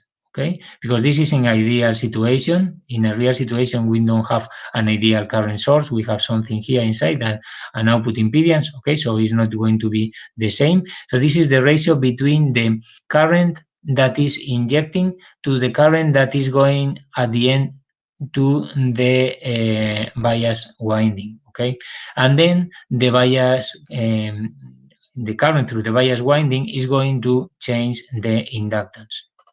Okay, so how to model this part? At the end, this current source is going to be something like this. It's unavoidable that we are going to have the ideal current source with a parallel resistance internal in our current source. Okay, so the current that is going to be injected in the bias winding is something like this. So here we have a first order dynamic. Okay, so this is the relationship between the current which is going into the bias winding versus the current that is being injecting by the current source. And it does not only depend on the resistance, output resistance of the current source, but also on the series resistance of the bias winding. Okay, even with an ideal current source, at the end we have here a first order response, okay, which will be given by this expression. So this is a limitation. We have a dynamic response in our variable inductor.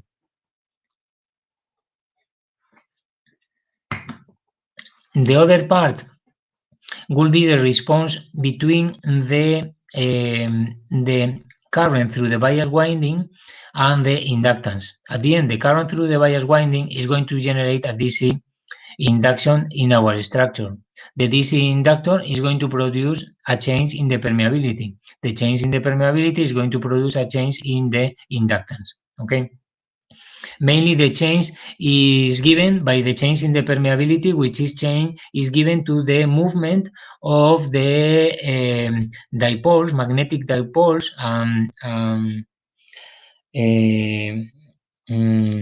the domains that we have in the magnetic material that are changing their orientation.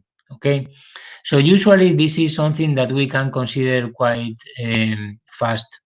It will be very difficult to model this, I think. Okay, so we can consider or neglect this response because it's going to be much faster than the response of the auxiliary winding, of the DC bias winding. Okay, so in a first approximation, we can model this only using a constant. okay? And this constant at the end is given by the slope of the curve that gives the inductance versus DC bias current, because at the end is what we have here is current and inductance, okay? So if we change the bias current around this point, then we are going to have a change in the bias and the inductance, and then this is given by the slope. So we can obtain from this slope here the value of this gain of this block here. And with this, we can obtain at the end a quite good model for our variable inductor. Okay. And then I'm going to finish just very quickly seeing several examples. I'm not going to enter into detail because it's very late. Several examples of applications. We have used, for example, variable inductors at the beginning when we start with this studying these elements for controlling the lamp power in fluorescent lamps applications, in which we can add a variable inductor here and then control the power in the lamp by controlling the inductance. Okay, so then we have curves with quite good linearity, and then we have an additional parameter in order to control the power in the lamp. We have used also variable inductor in universal ballast. Universal ballasts are ballasts that were used for supplying any type of lamp within a given range of power. So with the same ballast, we can supply a lamp of 15 watts, 18, 36, 58, and so on. Okay, but this is very difficult to adjust only using frequency or duty cycle or so on, and duty cycle here is very difficult to adjust.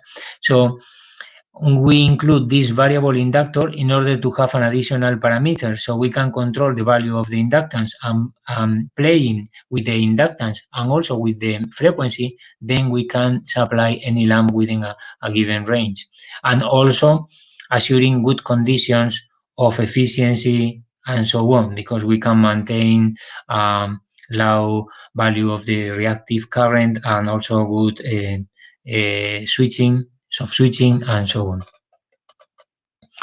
Also, in DC-DC resonant converters, we can use variable inductors to control the output voltage. Okay, and the advantage of doing this is that we can keep constant switching frequency and control the output voltage without changing the switching frequency. This is important in some applications. Some applications, for example, in telecommunications, in audio applications, and so on.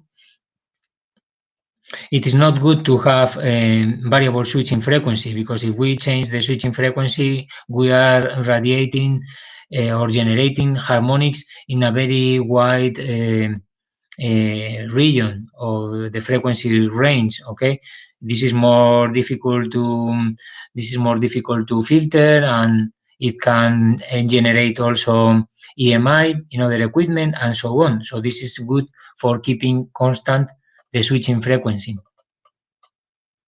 Okay, this is more details related to this. There are some publications in the literature about this.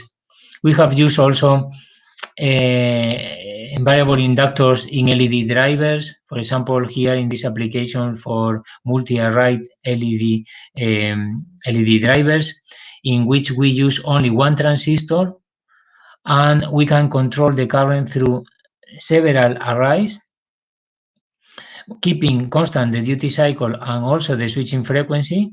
And by changing the value of the inductance, then we can control the current through the diodes. Okay, this will be very difficult to do. Otherwise, we will need more switches or other converters here at the output. Here we are only using one power switch and then controlling the current by modulating the value of this inductance. Here are the analysis of this type of converter and how the current can be controlled controlled as a function of the inductance. Okay, so this is also an interesting application. We have also used variable inductors in this type of converters, in which with only an inductor here, a variable inductor, we can control again the current through several arrays of LEDs using only two switches here, one half bridge, okay, and then we can control the current through several arrays using this, and then we can generate different currents for different arrays only using two switches and controlling the value of the inductor. This is more information related to how the current in this topology depends on the inductance and so on. And this is a picture of one of these prototypes. Also, in DC-DC converters, we have used variable inductors in order to control the output voltage and the current through the load by modulating the value of the inductance. For this, we need to operate in discontinuous conduction mode. We need to operate like this, because in discontinuous conduction mode, the average current, okay, is proportional or depends, as we can see here, depends on the inductance. Okay, so we can change the current by changing the inductance. These are the characteristics, for example, for the buck converter for a given value of the load. And then if we change the inductance, then we have a quite wide area in which we can change the voltage. Okay, of course, this always ends in the conduction mode ratio. Okay, which will be this value. For example, at 5 ohms, we will change the voltage, decrease the voltage when we increase the inductance until this point in which we are reaching the CCM mode, the continuous conduction mode, in which we have waveforms like this. And then we have no more control of the average current. We can control the ripple, but not the average current. Okay. We have used also in SIMO LED drivers, which are single input, multiple output LED drivers, in which we have again several arrays, and using only one switch and controlling the inductor, we can also control the current through the different arrays. In this case, what we do is a multiplexing of the different arrays. So only one of the current is circulating through one of the arrays. So at the end, we have an average current. If we do this at quite high frequency with a small capacitor here, we can have a continuous current that we can control with the duty cycle and also with the value of the inductance. Okay, and this is the end of my presentation. As summary, just say that variable inductors can be used to provide additional control parameters in power electronics converters. They have been used in many applications. You can find many other applications in the literature, like in power factor correction, like in battery chargers, in DC-DC converters, in many applications. I think that they are being used more and more in more applications lately, and I think that in the future we are going to see more applications of variable inductors.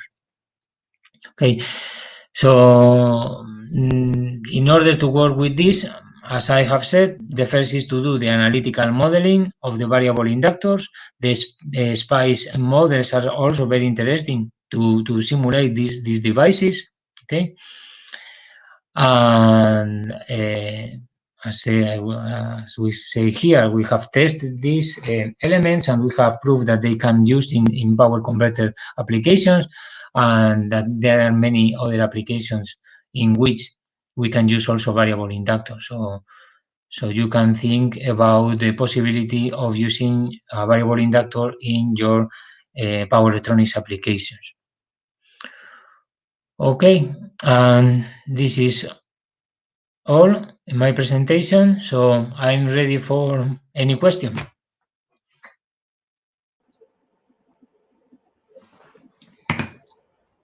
Well, thank you very much, Marcus, for your nice presentation. I think that we have a great material since the fundamentals of the variable inductors until the applications. So thank you very much for this very complete class about this topic. Yes, at the end, as we have talked at the beginning, you talked me about 1 hour and a half, 2 hours of presentation. So at the end, I have like 90 slides. So I go ahead with it, and I hope that it has been helpful. No, don't worry. I think that this material can be a very good material to be consulted in this YouTube channel after the presentation. Okay. Well, let's start with the questions from the audience. I have a first question from Guillermo. Guillermo is asking if he can have several variable inductors when using a two-stage topology, LED ballast. Yes, of course. I don't see any reason why you cannot use several variable inductors. You can use a variable inductor in any place in which you use a regular inductor. Okay, so you can use, for example, we have used it in the front end power factor correction stage for controlling the power factor stage, and also you can use it in the downstream converter for controlling the current that is going to go to the LEDs. So it's not any problem. Marcus, I have a question to you about the dynamic of this changing of the inductance. Do you have the one idea, the information about how quick can we modulate this inductance? Yes, it depends on how good you do the bias winding. Okay? Depends on the bias winding. Usually we have done the bias winding using regular wires and with several turns, reaching values of several millihenries in the bias winding. Okay, so if you have millihenries and several ohms of resistance, then you have to expect a time constant of several milliseconds. Okay, so depending on that is the dynamic response and how quickly you can change the variable inductance. Okay, so the lower the value of the bias winding inductance, the quickest is going to be your circuit. And also it depends on how good you implement the DC current and that you are going to inject into the DC current source, I mean, that you are going to use to inject the current into the bias winding. Okay, so for example, we have measured cutoff frequencies up to something like several kilohertz.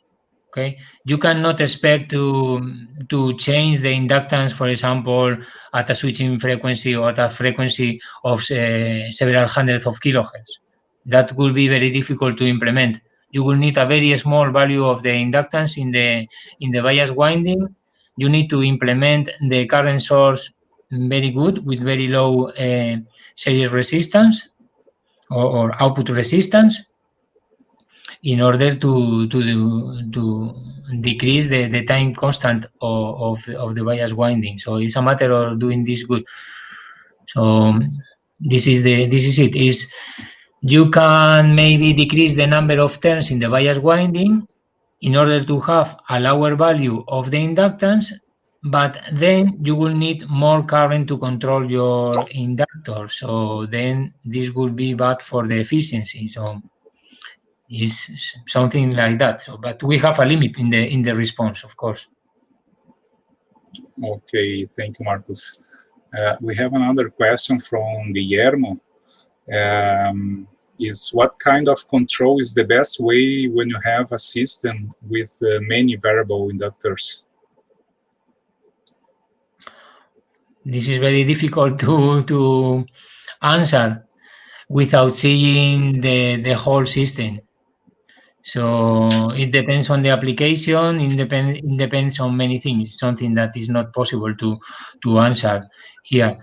What you have to think is that you have a variable inductor, so you have a parameter that you can change, which is the inductance, and then in a regular converter, you have other control methods like the duty cycle, the frequency of if you are using current program control, then the peak value of the current or something like that. But at the end, you have to play with this factor and study what will be the best way to use them. But there is not a direct answer for this. Sorry. Okay. We have a question also from Hector. He's thanking you for the presentation, and he asks, what type of structure do you consider that has lower losses when implementing variable inductors for DC to DC converters in LED applications? This is easy. I think that the best solution to implement a variable inductor is the double E core. Is the simplest and the one that is going to provide lower losses, because you don't have air gap in the DC path of the bias flux. Okay, so it is easier to go close to the saturation. So you need less current through the bias winding in order to modulate the inductance. Okay, so the best thing is to avoid any air gap in the path of the bias flux. Okay, Marcos. I have one last question for you. When we talk about variable inductors in power electronics, we are talking about controlling. We have a control variable to use in our power converter. And can you say something about your experience comparing, for example, changing the dead cycle or the bus voltage or maybe the inductance? What are the advantages and disadvantages of variable inductors? Or what is the main application of variable inductors in this in power electronics? Of course, the first advice would be, if you can use duty cycle or frequency to do everything in your converter, don't use a variable inductor, okay? Because it's more complicated, you need more elements, you are going to have losses and so on. Variable inductor is only useful if you need something else, okay? If you get short of something, using duty cycle, or you don't want to use frequency because you are interested in keeping constant frequency, okay? So it's not a substitute for duty cycle control or any other type of control, okay?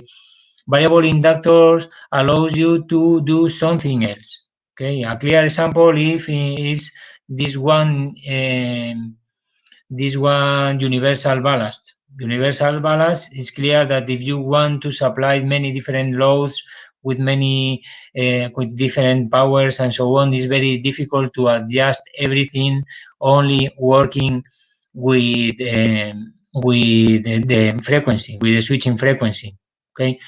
Because the characteristic of a resonant inverter depends a lot and changes a lot with the load and also with the frequency. Duty cycle cannot be used easily in half bridge converters because it's not very useful to change the symmetry of the waveform, because at the end is not very interesting. So in this case, you can use the variable inductor, for example. Is a perfect situation to use the variable inductor. So the reason of using variable inductor is when you want to do something else. Okay, or for example, in the case of several LED arrays, then you can work with constant duty cycle, with constant switching frequency, and control the current through several LED arrays using your variable inductor. And then this simplifies all the part of switching and switching control and everything. You are using your converter, your power converter, so to speak, the switching part of the power converter as a dummy converter in which is doing nothing, just generating a square waveform, and the rest of things are being doing by the variable inductor. Okay, and you have different control, independent control on the different outputs. Okay, so this is also interesting. And this is it. The idea is to use variable inductor in which you have a clear advantage of using a variable inductor. If not, it is better to use conventional control methods.